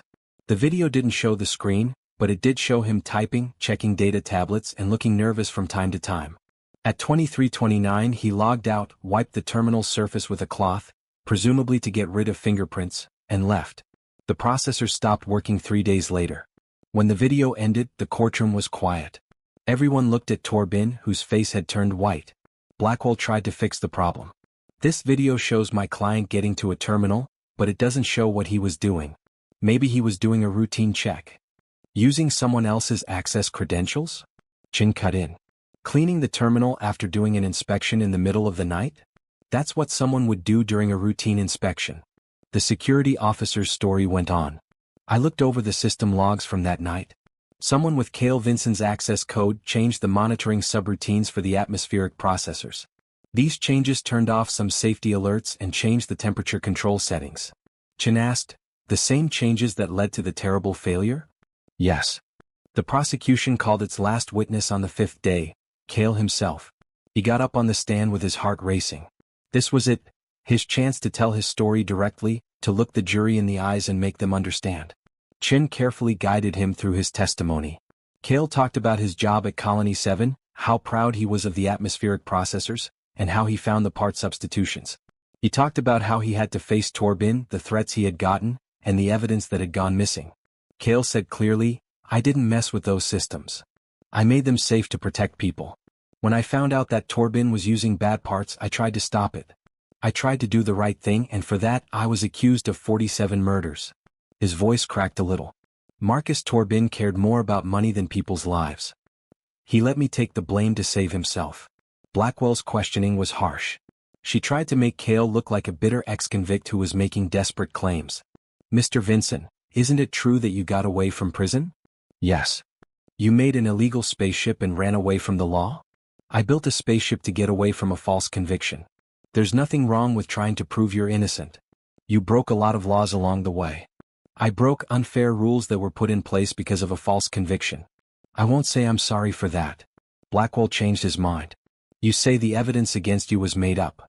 But isn't it more likely that you, faced with overwhelming proof of your guilt, convinced yourself of an elaborate conspiracy to protect your ego? Cale looked her in the eye without blinking. I'm an engineer, so I deal with proof, evidence, and facts that can be shown. The facts show that Torbin committed fraud, got into my systems without permission, and made changes that caused a disaster. Those aren't conspiracy theories, they're facts that have been documented. The cross-examination went on for hours, but Cale didn't give in. He had lived for a year in an asteroid mine and made a spaceship out of trash. Even the most aggressive questions from a lawyer couldn't break him. The defense stopped on day 6. Both sides gave their final arguments. Blackwell argued for Cale's guilt. The original conviction was sound. What we've seen this week is a sophisticated attempt to shift blame, using financial irregularities and stolen surveillance footage to create reasonable doubt. But the core facts remain: Cale Vinson's access codes, Cale Vinson's signatures, Cale Vinson's modifications. The evidence points to him. Chen's closing was full of emotion. Marcus Torbin stole Mr. Vinson's access codes, forged digital signatures, made changes, and then erased evidence of his crimes. He killed 47 people out of greed and negligence, and then he ruined an innocent man's life to cover it up. The surveillance footage shows that Torbin accessed Mr. Vinson's systems. The financial records show that he was lying. The expert testimony shows that the faulty parts he bought caused the disaster. Cale Vinson is innocent. It's time to make this terrible wrong right. The jury took 2 days to make their decision. Cale hardly slept for 2 days, pacing around his temporary quarters and going over every piece of evidence and every moment of the trial. Vera stayed with him and kept him calm when his anxiety threatened to take over. "Whatever happens," she told him, "you've already won in the ways that matter. You showed the world your strength, your creativity, and your refusal to give up. No one can take that away from you." The jury said they had reached a decision on the second day in the afternoon. The court came back together. Cale stood up with Chen and Emma on either side of him as the jury foreman did the same. The foreman read, "In the case of the Mars Colony 7 atmospheric disaster, we find the defendant, Cale Vinson, not guilty of all charges." The words echoed in the courtroom. Not guilty. Not guilty. Cale's legs almost gave out. Emma caught him, and then she hugged him and he cried too, feeling waves of relief wash over him. Judge Okonkwo said something. "Mr. Vinson, based on the evidence presented in this trial, this court finds that you were wrongfully convicted. Your record will be expunged, you will receive full compensation for time wrongfully imprisoned, and formal apologies will be issued by all relevant parties." She looked over at Marcus Torbin, whose face was pale. "Mr. Torbin, this court is issuing a warrant for your arrest on charges of fraud, negligent homicide, evidence tampering, and conspiracy. Bailiffs, please take him into custody." Security guards walked over to Torbin. For a second it looked like he might run away. Then, when the police put handcuffs on his wrists, his shoulders drooped in defeat. Torbin looked at him with pure hatred as they led him past Cale. "You couldn't just let it go," he said in a hiss. "You had to kill me." Cale looked at him with calm eyes. "I didn't hurt you, you hurt yourself. I just made sure the truth came out." Torbin was taken away and Cale turned to face the full courtroom. People were clapping, people who lived in the colony, reporters, and people who had been watching the trial. People were clapping for him. The late afternoon sun made long shadows on the Martian surface outside the courthouse. Cale stood with his sister Vera, Dr. Wu, and Administrator Reeves, breathing in the filtered air and feeling free for the first time in more than a year. Emma asked, "What now?" Cale looked up at the stars and saw Earth as a blue-green dot. "Now," he said, "we'll figure out what to do next. Together." The trial was done. Justice had been done. But Cale's story wasn't over yet. He built a starship out of rocks to show that the impossible could be done. He would now use the pieces of his broken old life to build a new one. He could do anything if he could survive an asteroid mine and turn despair into hope. The weeks after the trial felt like a dream. Cale had been fighting for so long, fighting to stay alive, fighting to get away, and fighting to prove his innocence, that he didn't know how to live without a threat hanging over him. At a public ceremony, the Mars Colonial Authority officially apologized for wrongfully convicting him. They offered a large sum of money, 3 million credits for the year of wrongful imprisonment, plus damages for ruining their careers and causing them emotional pain. Cale had never thought he would have that much money, but it felt empty because he would never get back the year of his life. Restoring his professional reputation was more important. The Mars Engineering Guild put out a formal statement saying that Cale Vinson had been falsely accused and that his engineering credentials were not only valid but also very good. Dr. Marcus Wu personally paid for Cale to get his full professional status back. But the best part was when the Mars Colonial Authority said they would change how they keep an eye on safety. The 47 people who died didn't die for nothing. Their deaths would now lead to stronger protections, better monitoring, and measures to hold people accountable that would stop corruption from happening again. In the middle dome of Colony 7, a memorial was built with the names of all 47 victims on it. Cale went to the dedication ceremony and stood quietly as each name was read out loud. Some of the families of the dead were there, some looking at him with suspicion, others with sympathy or even an apology. Later, a woman named Margaret Chin, whose husband David was one of the people who died, came up to him. She was in her 60s, had silver hair, and her eyes had seen too much sadness. She said softly, Mr. Vinson, I testified against you at your first trial. I told the court that you must have been careless and that someone had to be to blame for taking my David away from me. Cale remembered what she had said and how it had hurt him like knives. I'm sorry, Margaret said again, her voice full of feeling. I was wrong. I was mean because I was sad. You lost a year of your life because people like me needed someone to blame. That was not right. Cale's throat felt tight. You lost your husband. You needed answers and justice. I get that. Justice isn't getting back at someone who is innocent, Margaret said. I hope you can forgive me one day. They stood there for a moment without saying anything, two people who had lost loved ones and were now able to understand each other in a way they hadn't before. Cale finally said, I forgive you. And I promise you that David and the others won't be forgotten. From now on, the work I do will honor their memory. Margaret nodded, tears streaming down her face, and left. That talk with Cale changed something in him. He had been focused on clearing his name and proving himself. But the memorial, the families, and Margaret's apology all reminded him that this was about more than just him. There were 47 dead. Their deaths meant something, and Cale had a chance to give that meaning a purpose that he made up his mind about what to do next. 2 months after the trial, Cale was in a small office in the industrial sector of Mars Colony 7. The space was small with only 3 rooms and basic equipment, but it was his. The door had a sign that said, Vinson Safety Systems, Independent Engineering Consultation and Safety Analysis. His first job was to check the air systems in all 12 colony domes for the Mars Colonial Authority itself. Everyone saw the irony. The man they had found guilty of destroying one system was now being paid to make sure all systems were safe. Cale worked with a lot of passion and energy. He looked over every processor, backup system, and safety rule. He found a lot of small problems and 3 big ones that could have caused big problems in the future.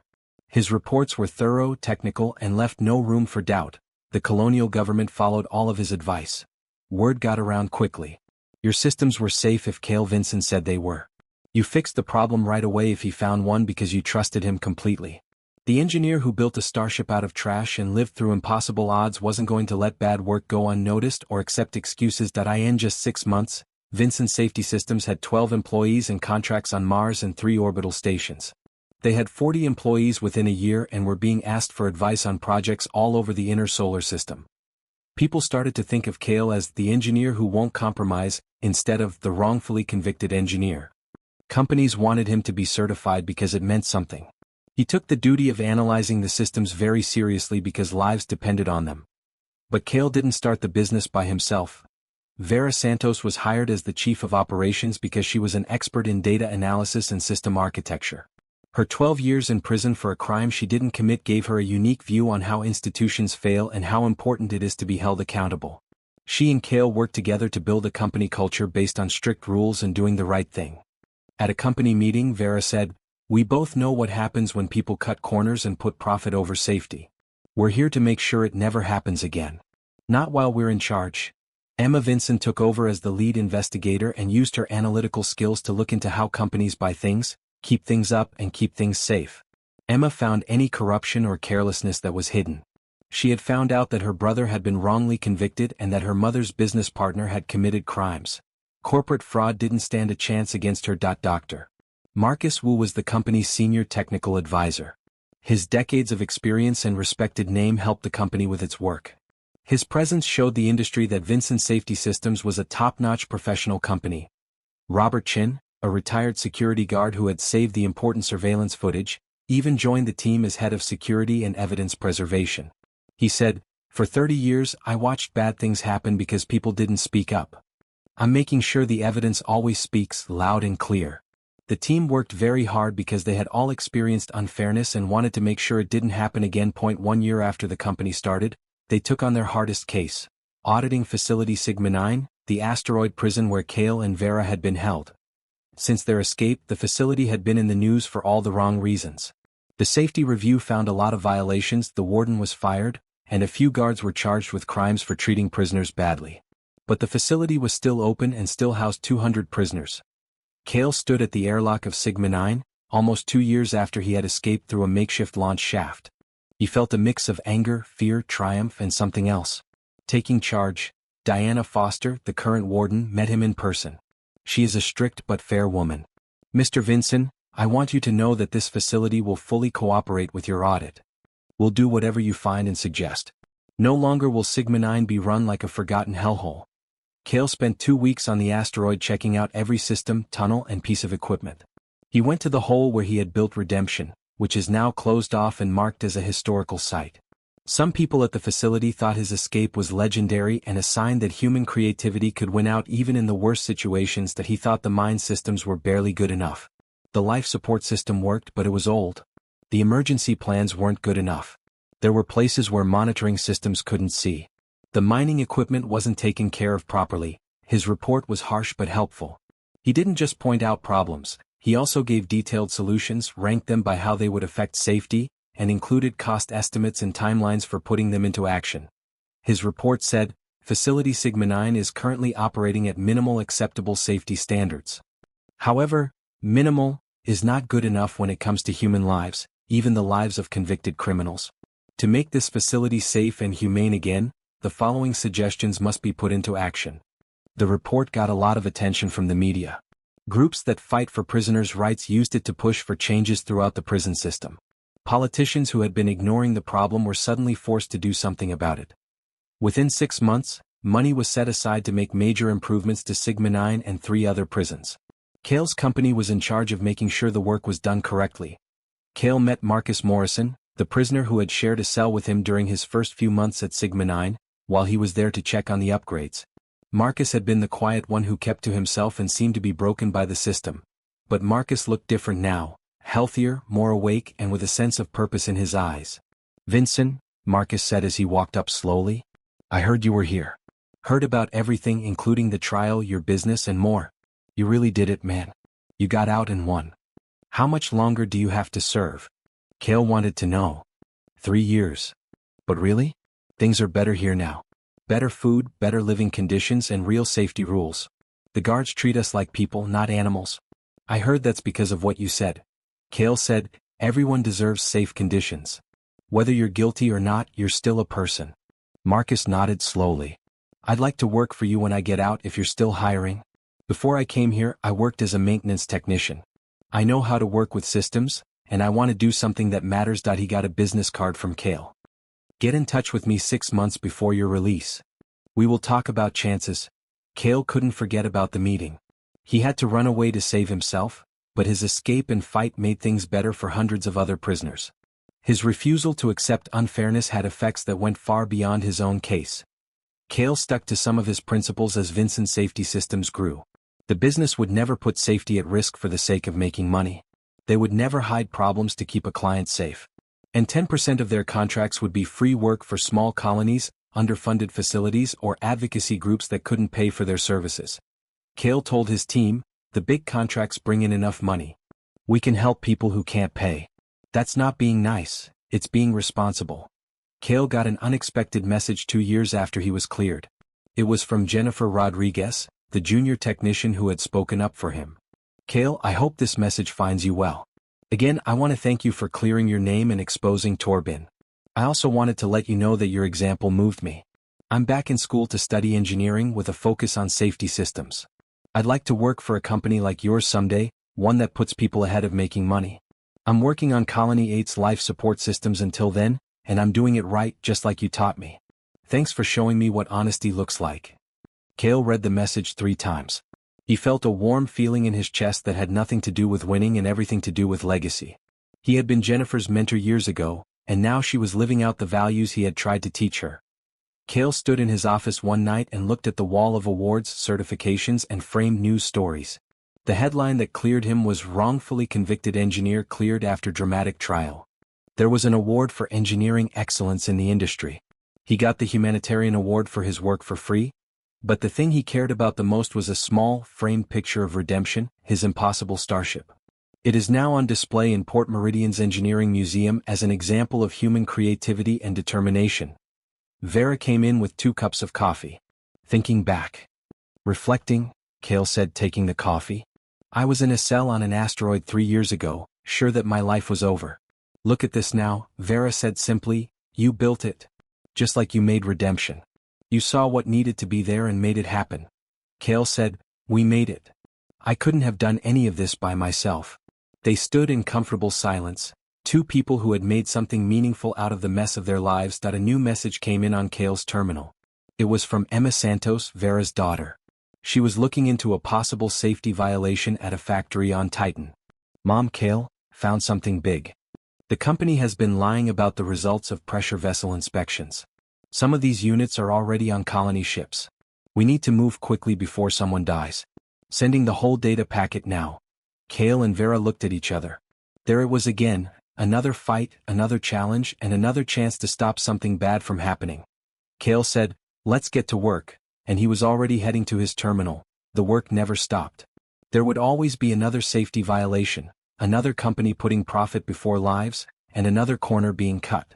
But that was fine. Kale had found his purpose: to stand between negligence and disaster and make sure that the 47 people who died on his watch were the last victims of corporate greed that he could have stopped. That he was going to be sent to an asteroid mine and told to dig until he died. Instead, he dug his way out and made something much more useful than a starship. That he left behind a legacy of safety, honesty, and high standards. He had turned a personal tragedy into something good for everyone. What seemed impossible had become possible. And Kale Vinson was just getting started. 5 years after he was found not guilty, Kale stood on the observation deck of Meridian Station. This was the same Port Meridian where he and Vera had first arrived in Redemption. The station had since grown in importance as a hub for trade between the outer systems and had been renamed to reflect this. The view was amazing. The station was in orbit around a gas giant with rings. From this angle, the rings caught the light of the distant sun and looked like a halo around the huge planet. There were cargo ships, passenger liners, mining ships, and scientific ships all moving through the space around the station. Redemption was one of them, and it was kept in a special docking bay that could be seen through the observation window. The small, rough starship had been fixed up and kept as a permanent exhibit to show what determination and creativity could do when the odds were against them.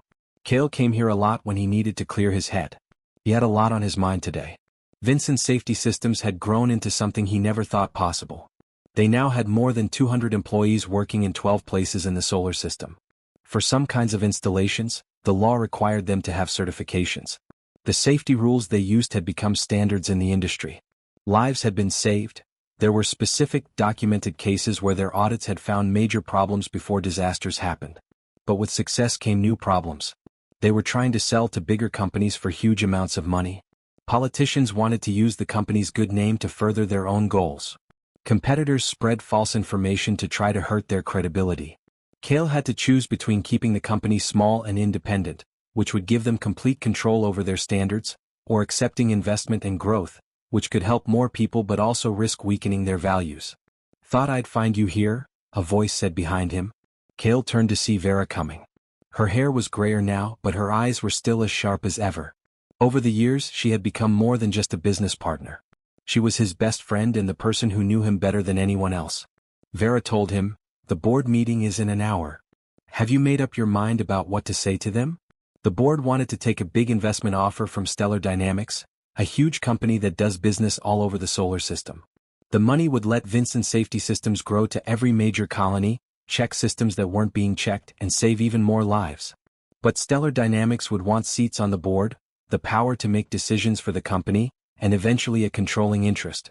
They were offering money and power in exchange for freedom. Kale said, "I keep thinking about why we started this business. We had both been hurt by systems that put profit ahead of people. We wanted to make something different, something that couldn't be broken or corrupted." Vera said, "And we did. But Kale, we're turning down contracts because we can't handle them all. There are small colonies, mining stations, and orbital platforms that need our help, but we can't get to them. If we accept the investment, we could help them. We'll lose control if we take the money. Sooner or later, someone at Stellar Dynamics will ask us to ignore a violation, certify something that isn't quite safe, or put their interests ahead of actual safety." Vera let out a sigh. "You might be right, but what's the other option? Stay small and watch people die because we couldn't grow fast enough to check their systems?" It was the same old problem: principles versus pragmatism, purity versus impact. Kale looked out the window at Redemption. He built that ship with no help, no resources, and only his will and creativity. He had to solve problems that seemed impossible because there was no other way. Kale suddenly said, "We find a third option. We don't take their money, but we don't stay small. We teach other people." "What do you mean?" "We can't check every facility in the solar system ourselves, but we can teach other engineers how we do things, what our standards are, and how we don't compromise. We set up a certification program called Vinson Safety Certified Engineers. We train them hard, hold them to our standards, and give them permission to do audits under our name. Vera's eyes got bigger. Franchise the method, not the business. That's right. We have full control over the standards and certification process. If an engineer doesn't meet our standards, they lose their license. But we use their time and knowledge to get to facilities that we can't audit ourselves. It might work, Vera said slowly, thinking about what that would mean. We'd have to make full training programs, set up testing procedures, and set up ways to keep an eye on things. Cale agreed, it's a huge job. But so was making a Starship out of trash. We've done things that seemed impossible before. Vera smiled. When do we begin? There was a lot of disagreement at the board meeting. Some members were counting on the Stellar Dynamics investment and were let down by Cale's plan. But other people saw the genius in it, a way to make a bigger difference without giving up your values. The board voted after 3 hours of discussion. They barely approved Cale's plan to start the Vinson Safety Certified Engineer program instead of taking money from outside sources. Cale felt a wave of relief wash over him. They had picked the harder but right path. It took 2 years to make the training program. Cale and Vera worked with Dr. Marcus Wu and other experts to make a full curriculum that included not only technical skills but also how to make moral choices, how to resist outside pressure, and how to put safety ahead of profit. The first group of candidates was made up of 30 experienced engineers from all over the solar system who had applied for the tough program. They trained hard for 6 months, learning not only how to spot safety violations but also how to stand up to companies that would try to get them to ignore problems. The last test was very hard. Candidates had to check out a fake facility with violations that were both obvious and not so obvious, deal with actors playing corporate executives who were offering bribes and threats, and write detailed reports on time. Only 17 of the 30 candidates passed.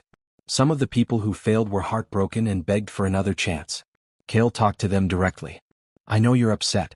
I know you worked hard. But this isn't about effort, it's about lives.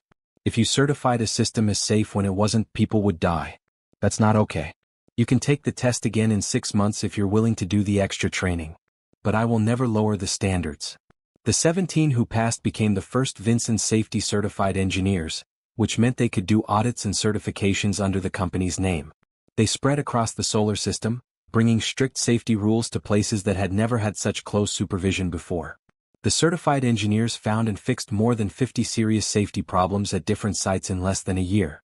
Their work stopped 3 possible disasters from happening. The program grew.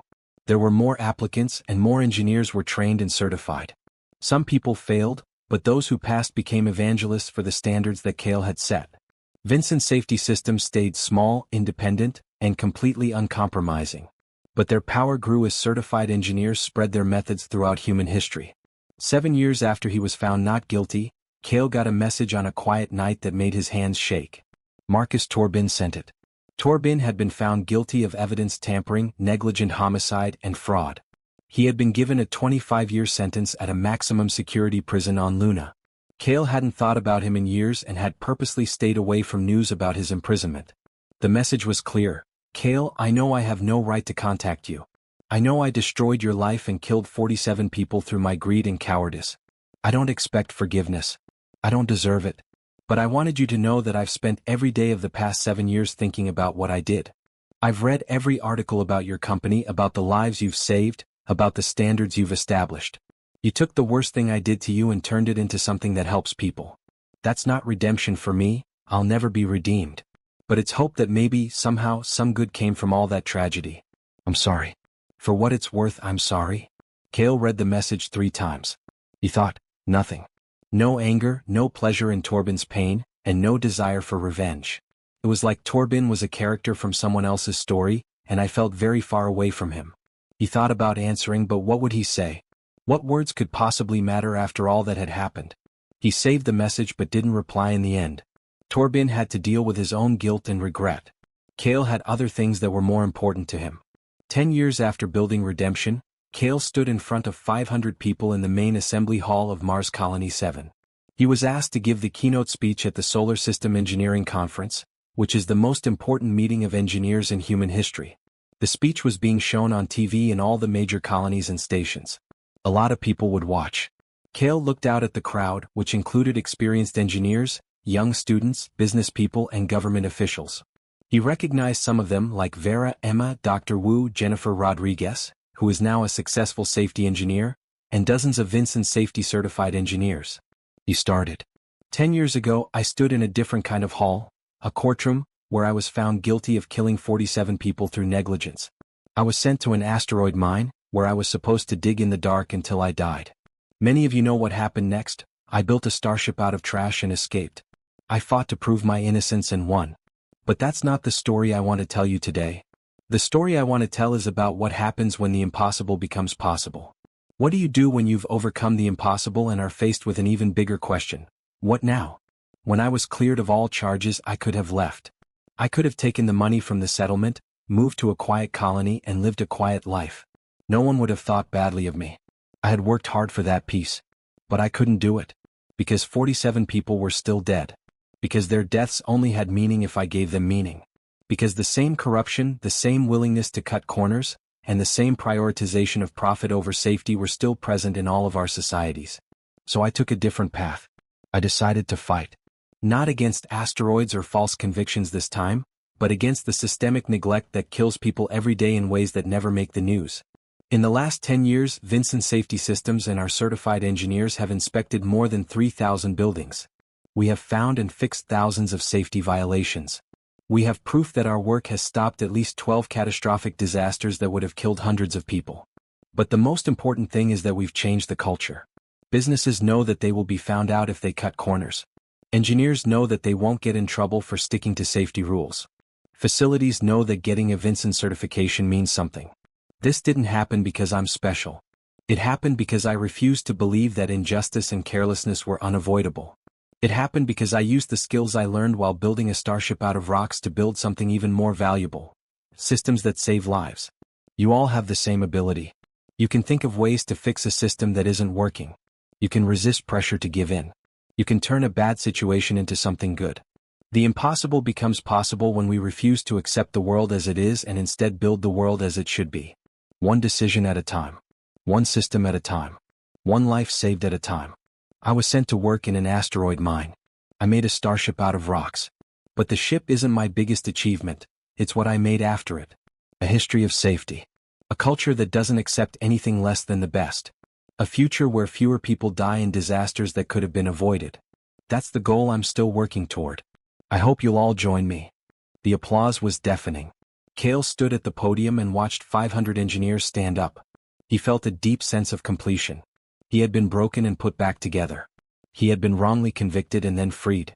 He had lost a year of his life, but he had found a purpose that would last the rest of it. After the speech, a lot of people came up to shake his hand and ask questions. Cale saw a young woman waiting patiently at the edge of the crowd. She looked to be in her early 20s and she had bright, smart eyes and a lot of nervous energy. She walked over when the crowd got smaller. Mr. Vincent? I'm Sarah Chin, a junior engineer on Titan Station. I wanted to thank you for your work. Last year, one of your certified engineers audited our facility and found a serious problem with our methane processing system. If it hadn't been caught. Sarah's voice shook. 300 people live on that station and my family is one of them. Your engineers saved their lives. Cale's throat felt tight. What's the name of your engineer? Jennifer Rodriguez. Cale smiled. It was, of course, Jennifer, the junior technician he had taught years ago, was now saving lives herself. I'm applying for your certification program, Sarah said next. I want to be like you and Jennifer. I want to make systems safer and keep people safe. Cale said, the program is hard. The standards are strict. A lot of candidates don't make it. I know, Sarah said firmly but quietly. But I have to try. You showed us what could happen and now I want to help make it happen. Cale understood that this was the real test of his success when Sarah walked away. Not the company, the certifications, or the lives saved, even though all of those were important. The real success was getting the next generation to continue the work, to build on what he had started, and to keep pushing toward that horizon of perfect safety that could never be reached but must always be sought. Cale went back to Meridian Station that night. He stood on the observation deck again, this time looking through the window at Redemption. The rough little starship had taken him from hopelessness to freedom. It had shown that what seemed impossible was possible. But it was only the start. The real journey was everything that happened after that, starting a business, setting standards, training engineers, and making systems that saved lives. That trip wasn't over yet. It would never end. There would always be more lives to protect, more systems to check, and more work to do. Cale was ready for it though. He had been made in the fires of an asteroid mine, hardened by the cold of deep space, and polished by years of fighting for safety and justice. He was no longer the naive engineer who thought the truth would always win. He wasn't the desperate prisoner digging in the dark anymore. He wasn't even the defiant escapee who made a starship out of trash anymore. He was Cale Vinson, the man who started Vinson Safety Systems and set strict standards to protect lives. He also built a future where safety was more important than making money. They had sent him to an asteroid mine, where they thought he would die and be forgotten. He built a starship out of rocks, broke out of the impossible prison, cleared his name, and left a legacy that would save thousands of lives for generations to come. The horizon in front of him was endless and full of potential. And Cale Vinson was just getting started.